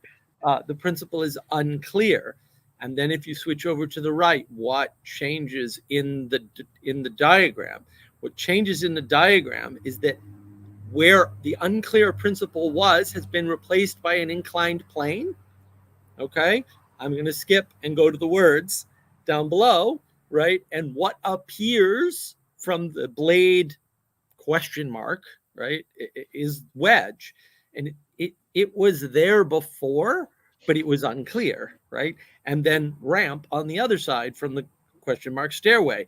It was there before, but now it's been made clear. And what's the last difference? The last difference is that now the little bulb at the top is radiating a light. And this is why the light provides you the ability to see the proper relationship, which reveals you already saw the blade in the stairway, like that hasn't changed. You already knew to some extent the relationship they had, but you couldn't see the wedge in the ramp without the light. So that to me is the way to look at this, and then really grasp what he's doing here, because he's not doing a dichotomy in this diagram. All he's doing is an expansion to show you what the light brings you, which is to say the revealing or the clearness of the principle. He's not denying that the principle exists in the left diagram. He's just saying it's unclear, right? And the thing that makes it clear is inclined plane, right? Because the thing that inclined plane has in common is wedge and ramp, basically. So that to me is the way to read this and really grasp what he's saying in terms of mediation and knowledge, right? Because the knowledge is missing in the left. That's why there's question marks. And then it becomes clear in the right, not because the question marks aren't filled in. The middle is not, there's nothing in the middle, right? It's just the principle is revealed by the light. Mm-hmm.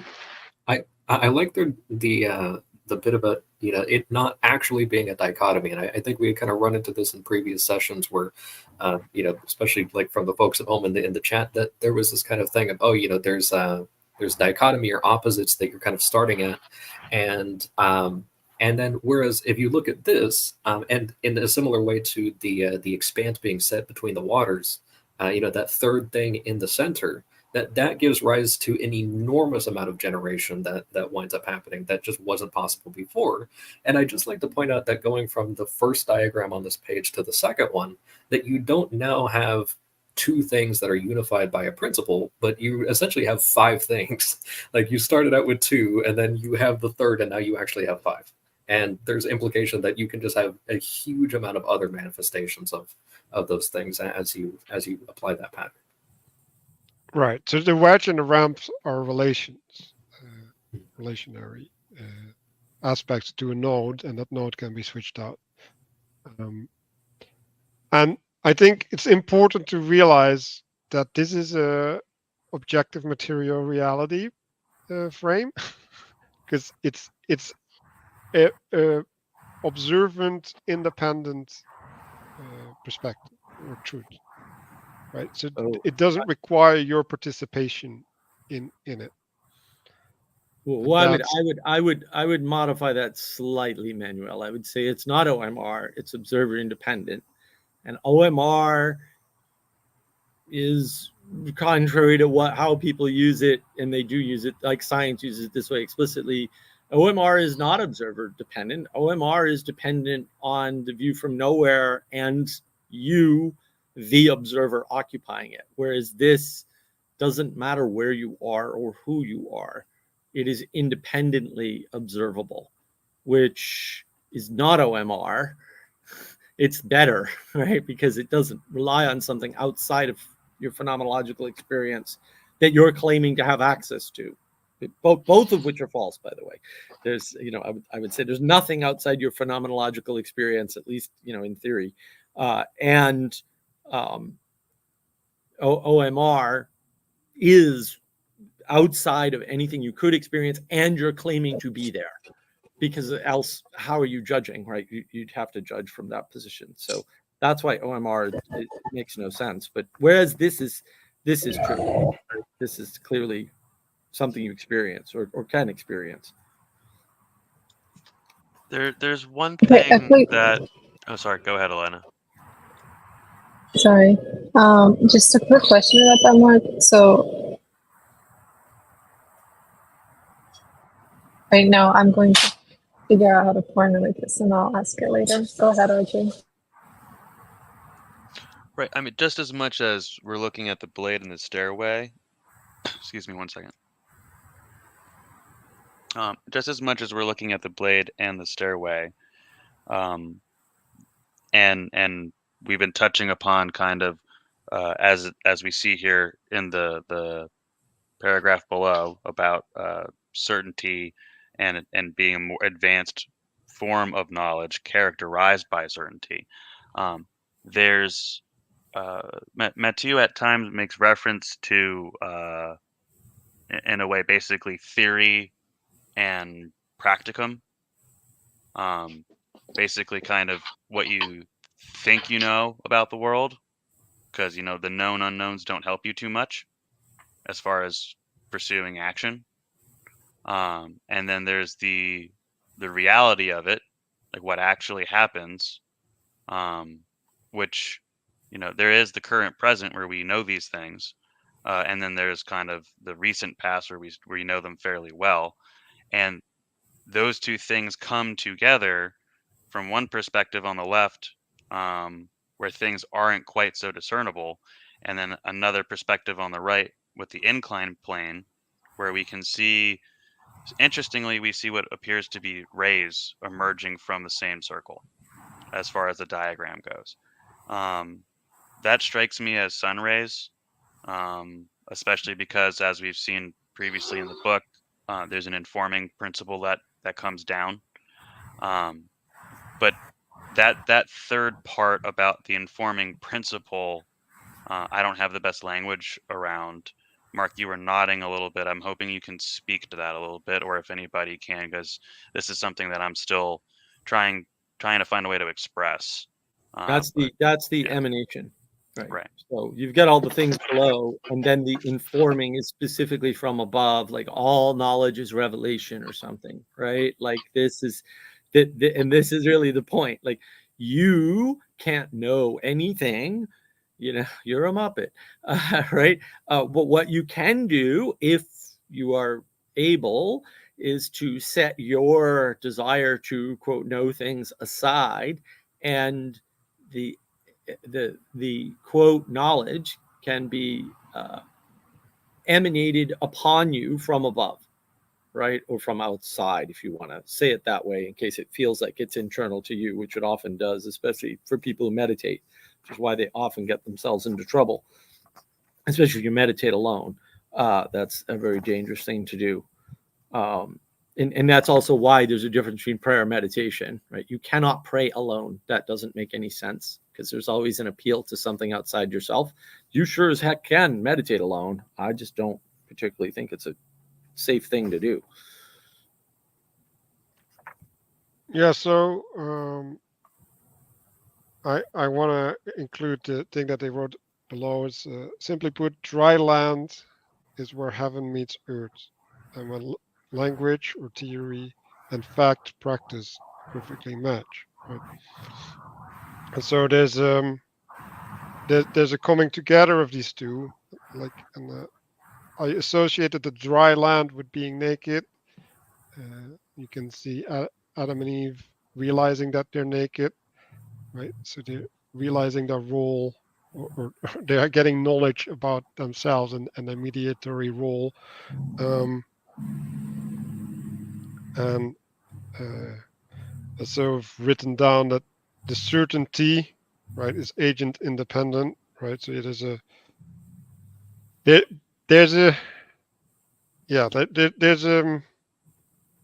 when you are within the frame of the principle, then or under the emanation, then the world lays itself out in a certain way, right? And that's why the recognition of that emanation is important. And he uses the word certainty, right? So like if you have participation in the emanation, you can be certain about what you see or what you do or whatever.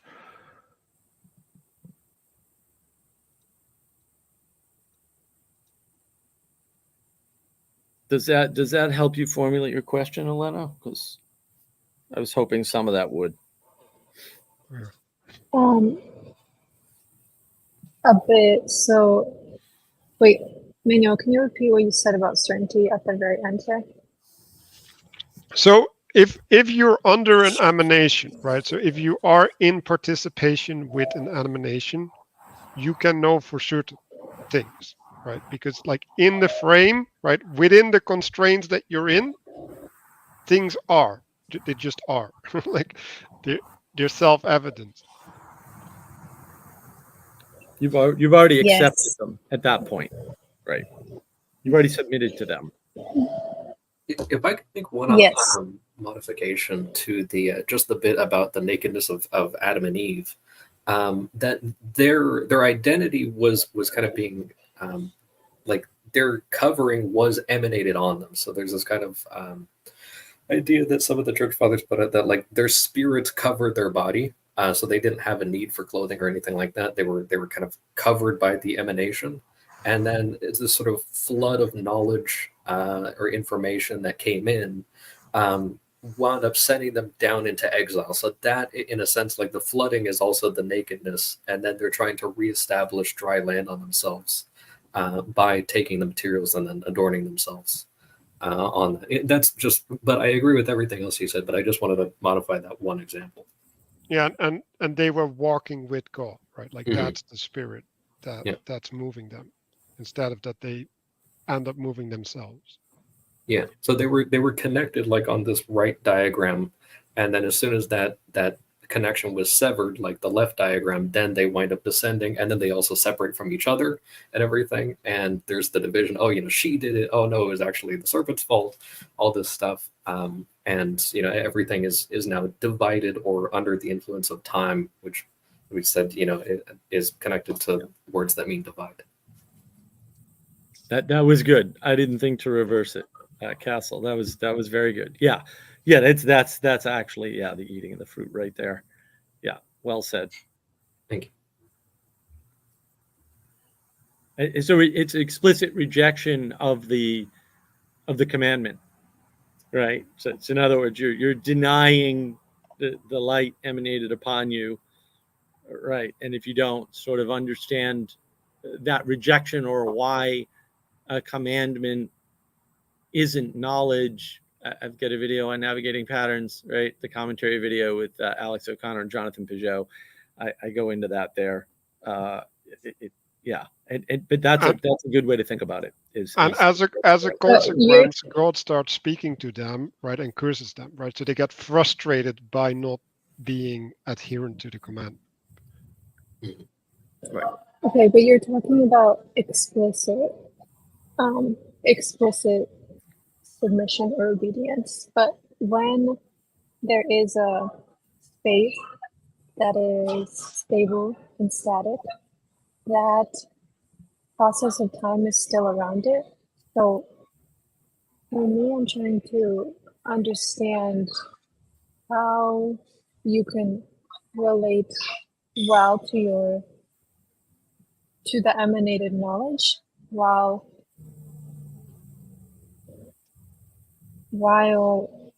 you have that conscious understanding of the process of time that might be around you. When you say faith, what are you having faith in?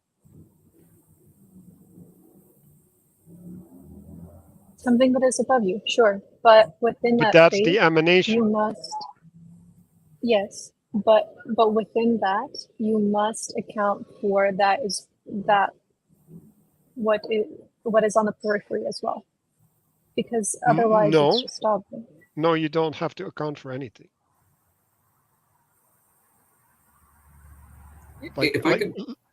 No. Like I want to go into this. Like, why do you have to account for anything? Because it's there. You can't. No. You can't no. Like faith literally says, don't question. Right. Yeah. You can't account for everything. The emanation's already done that. That's why you're faithful, because it's taken care of. No, you can't account for anything, everything. You can't even account for most things. Like you can account for almost nothing. That's the real, like, I don't think everyone's confused. Like you cannot account for most things at all. You're just not, and you will never be capable of doing such a crazy thing. Like it's not possible. And that's okay. Like, not everybody's going to learn to sail. Does that make sailing like bad or a remainder? Or no, it just Yes, but to me, to me, when you say that you can't account to that which is on the periphery, it seems that the remainder is left there, and then sure, we can just be like, okay, the process will play itself out, and then that remainder disintegration will occur, and then that remainder will have to be integrated, and we'll have a new space. But like, I think that there's a wisdom in keeping in mind that remainder, and saying that. So if I could offer something that I think is important and a part of the landscape here. From what I understand from someone who was involved in translating this book into Spanish, symbolically speaking, both trust and faith are openings. And towards the part of the discussion just now about having to account for everything, or what parts not to account for, I'll rephrase and echo something that I heard as follows, and using that symbolism of an opening. You can't eat the entire world and digest the entire world. If you try to eat too much, consume too much, even if you're trying to make sure you get every last piece, it will overwhelm you, and at the very least, you'll get cognitively overwhelmed. See the video on that. But to go back to the symbolic part of this, looking at the diagram that we're at, placing yourself at the middle of these 3 points, to have an opening where you're able to receive or look through, like your eyes, so that you can take in the world around you. But at a certain point, even if you're still taking in information, you do have to move into action. And it's the action itself, the participating itself, the embodiment itself, that in a way resolves some of the tension that I certainly haven't found a way that you can purely think through. And if anybody does in the comments, I'd be curious to see what it is. But hopefully that clarifies some stuff for you, Elena. Does that, what I shared with you, make sense? I think so, yeah. I think the part you said about action is significant, and I do agree that you can't account for anything. You can't account for everything. I wasn't trying to make that point, but the action part. I appreciate that. I apologize if that's what came out in my rephrasing. So let me give you this example, right? So you're in gym class, right?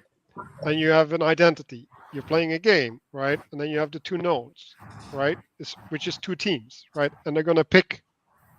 And then there's like an even number of people, and then there's someone left out. So what do? Right? Well, you don't know, right? It depends on what you're doing. Like, do you want to have even teams, right? Because that's the way the sport is played, and you privilege the sport. Then you just say, well, we just have these teams, and like, too bad for the one left out, right? You can also say, no, we want to play, right? And we just want to have everybody included, and you just include the person in whatever team you think needs the person included, and you say that's okay. You can also say, well, like, I want to just have the most balanced thing, right? So if the teams are balanced, the person is going to be left out. If the teams are unbalanced, it's going to go with the team that needs the extra strength, and that's the way that we resolve it. But like, you don't need an answer before you pick the teams. Or that's the whole point. Or you elevate them and let them mediate the game. There's lots of options, right? There's not 2 options. There's 3, because there's always 3 options. Hint, hint, right? And so, yeah, you can always make them the referee, right? Or make them the coach. You don't have to rotate them in and out. You don't have to make them part of the weakest team. You don't have to. And to your point, Manuel, there's lots of options. There's lots of ways to do that, right? And another option, because in this case, there would be another option. Maybe there's a person who went along because they wanted to be part of the group, but they really don't like the game, and so they really don't want to play, and they're happy to be left out, because that happens in your phenomenological experience all of the time, and there's nothing wrong with that. In which case, they've taken care of the remainder for you. Like, you don't have to account for the remainder. That's why you have faith. Faith is the statement that you know you can't account for the remainder, and that you don't have to. You can trust that that will happen without your involvement.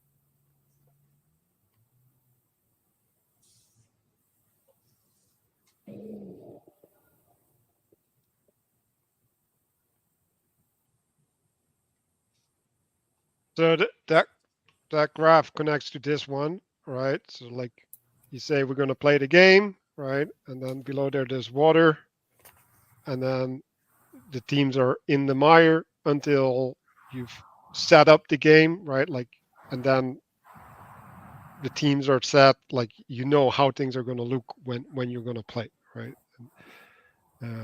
I wanted to bring up just an example that came to mind, especially with respect to the kind of the Garden of Eden. So I was kind of thinking about this with respect to the serpent. So there's this whole thing that we had kind of gone over in previous chapters about the naming of animals, and so we have this kind of authority that's emanated from above, and now Adam has the ability to name animals. He has named presumably a significant portion of them by the point that we get to the fall narrative. And I just wanted to, before continuing, just point out that accounting is, of course, connected to reason and rationality and measure. So you don't actually need to go and kind of count things out and measure. As you were saying, if there's a lot of different ways that you can handle things, and you can just kind of say, oh, we want to play the game, or we want to do the thing, or there's an authority that said, don't do this or do this. And you can just kind of operate on that without having to stop and think about every sort of thing. And so you have this animal, the snake or serpent, that has already been named as such. And so, at least with our kind of current etymology, serpent means to creep or to crawl, something that kind of moves very low to the ground. So it's a low creature, and when it approaches the human, it goes and immediately starts trying to flatten the world. So it makes itself as equal as though it could advise the human, which is above it. So your name literally means to creep low to the ground, and you're already kind of usurping authority here that you could speak as an equal to a human, and then even more so to call into question the ultimate authority at that point. So it's an extreme kind of flattening down that's happening. And with respect to the way that the mediator or human has to interact with these creatures at the margin, in the blessing that God imparts on the humans, the human is told to work and preserve the garden.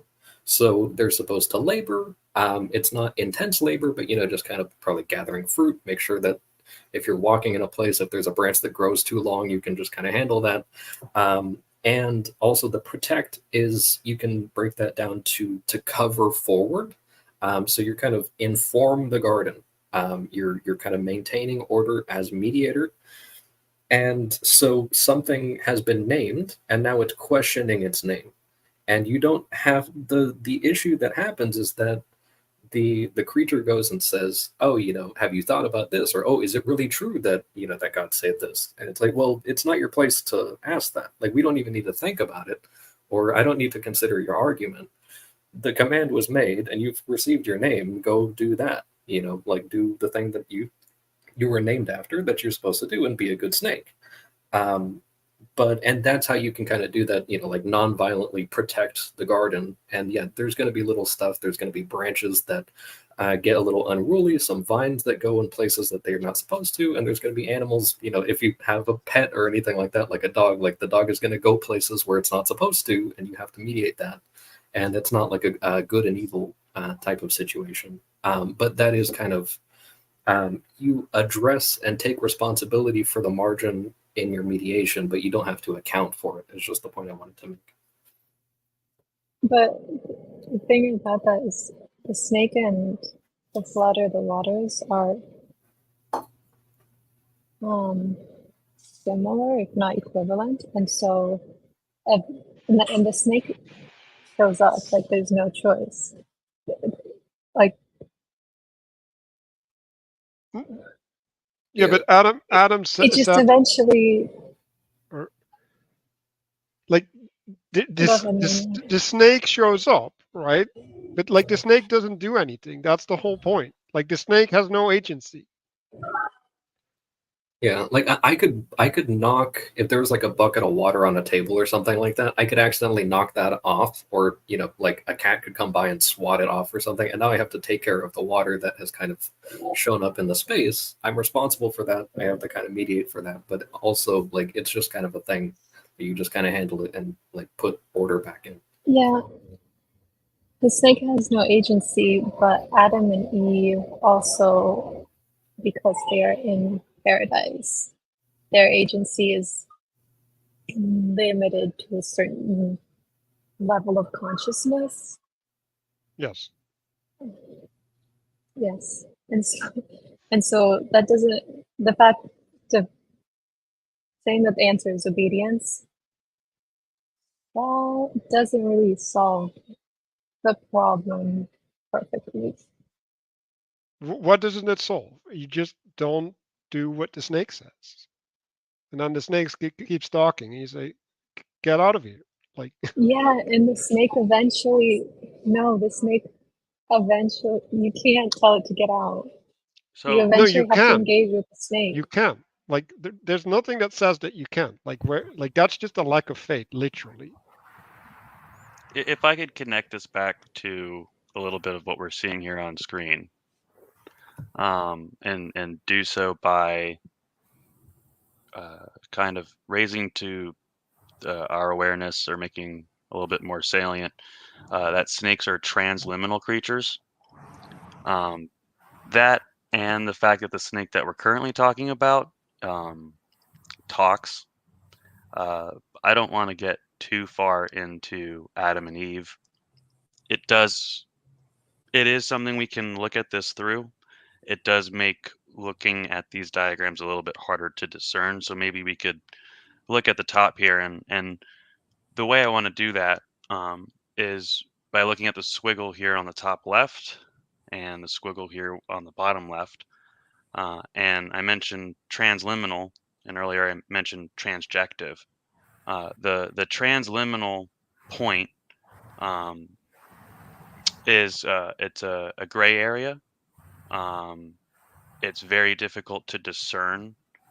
It where we're seeing here in the diagram, where that squiggle is on top is the same point where we saw a bunch of question marks on just the page before. And I want to point out that there's a dotted line on the bottom left with the squiggle, and that is next to the triangle. And that strikes me as essentially to point out that while there is a center point, it is pretty much everywhere in the sense that if you take a point on the globe, any globe, that is the center point, as opposed to where we have a triangle, which is the established point. Both are center points, and shifting back up to where we can keep that in mind and look at these two top diagrams here and see that where that center point is here is in part at that transliminal point, and that's in part where the I keep forgetting the Latin phrase because I prefer it, but it's the mountain of the world emerges from. So it's in that phenomenological point, at the point of where we are right now, talking to each other, doing things in the present moment. Each of these diagrams is mapping out that point in a certain way. And Matthieu says this type of mediation produces a vague and unstable reality that is highly susceptible to vicissitudes of time. And he goes into divination, in part trying to, my read is there's a level of discerning intention and what to do by gathering information and figuring out what to do in this transliminal space ourselves, because trying to figure out what to do is something like talking to the snake that we've been discussing. I appreciate the amount of time you guys gave me to try to bring it back together and loop some of what we're looking at here. But the action that that Noah takes is he sends out doves, right? Raven first, then doves, right? And they're looking for that point. And I think Raven is related to rationality, right? And the rationality first recognizes, right, like the Raven doesn't return, right? So there's a recognition that there's something there, right? And then the doves is a repeated trying to attune to that which is there, and the dove gets a response, right? So there's an action that doesn't have a response, and then there's an action that does have a response, and then there's an attunement that results into the binding to the mountain, right?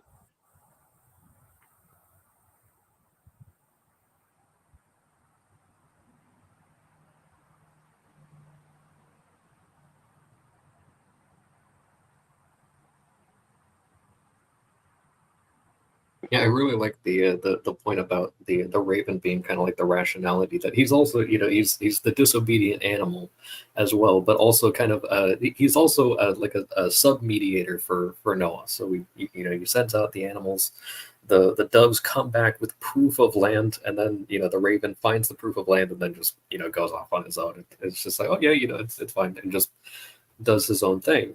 And that's going to kind of happen. Like some of the animals are just going to kind of go off and do whatever they're going to do. But yeah, that was a good point.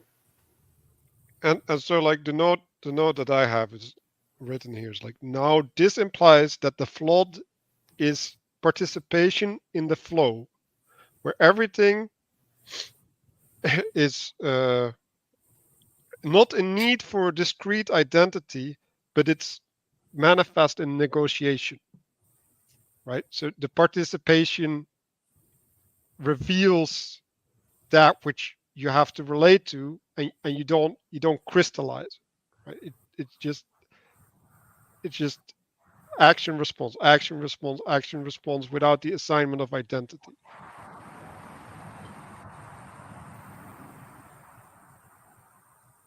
And then the dry land is that which produces propositions, and that is the thing that is required for building something, right? So we go into the exile versus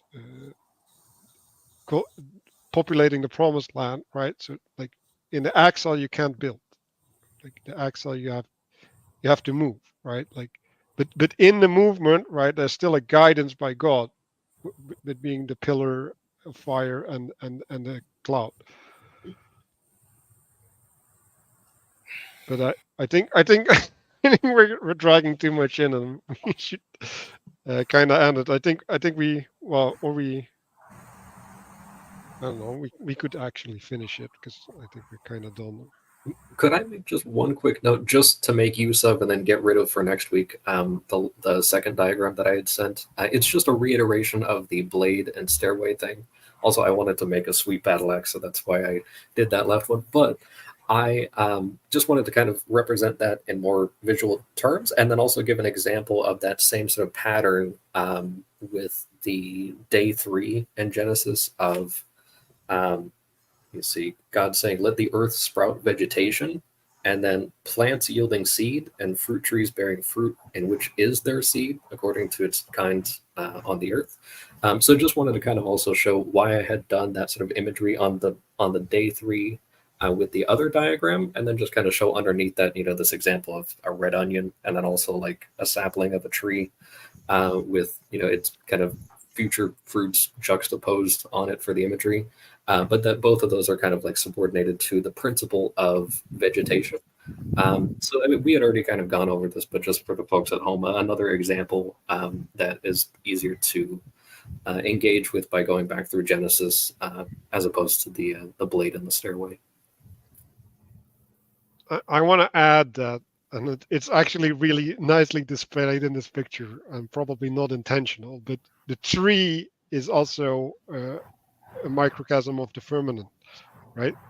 Because it's a covering above you, and the seed is coming from above, right? So the distinction that's being made is that there's seed coming from below, and then there's seed coming from above.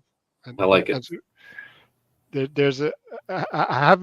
there's a heavenly thing that informs, and then there's a groundly thing that holds the seed. Like if you go back to, well, actually I shouldn't read later chapters into Genesis 1, but yeah. I like that a lot because the intention was to show the seeds, kind of the fruit with the seed in it coming from below, and then the principle of vegetation as the seed from above going down with kind of the poorly drawn downward arrow just beneath it. But I never associated the leaves as the firmament. That's a good one. Can we place either one of the two images of the heaven union and earth perspective over as well as Castle's most recent diagrams? Is there a way to have them both on screen? Not easily. Not easily. Okay. Not a problem. Just wanted to have that up because I think there's a level of, and if you could go back to Castle's diagrams then, if people could try to remember, Castle does a very good job of maintaining. It's not all three. I think I'll let people do it for themselves. I think all of these images are important to keep in our minds as we've discussed this chapter. Yeah, we can revisit them next week. We can prep stuff.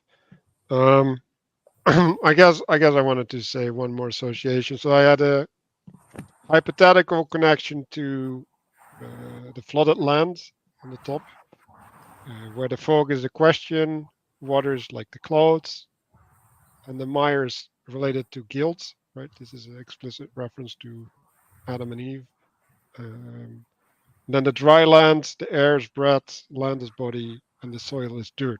Right. That's the creation of Adam.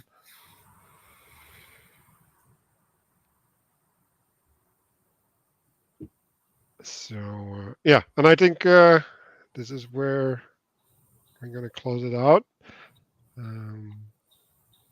So we will want to reflect a little bit to the title that we've given ourselves. Did we participate in our intention correctly? Whoever's watching, maybe leave some comments. We can now look up and reflect on the things that stood out to us and the way that we participated in our intention and how we're going to take this into our daily lives.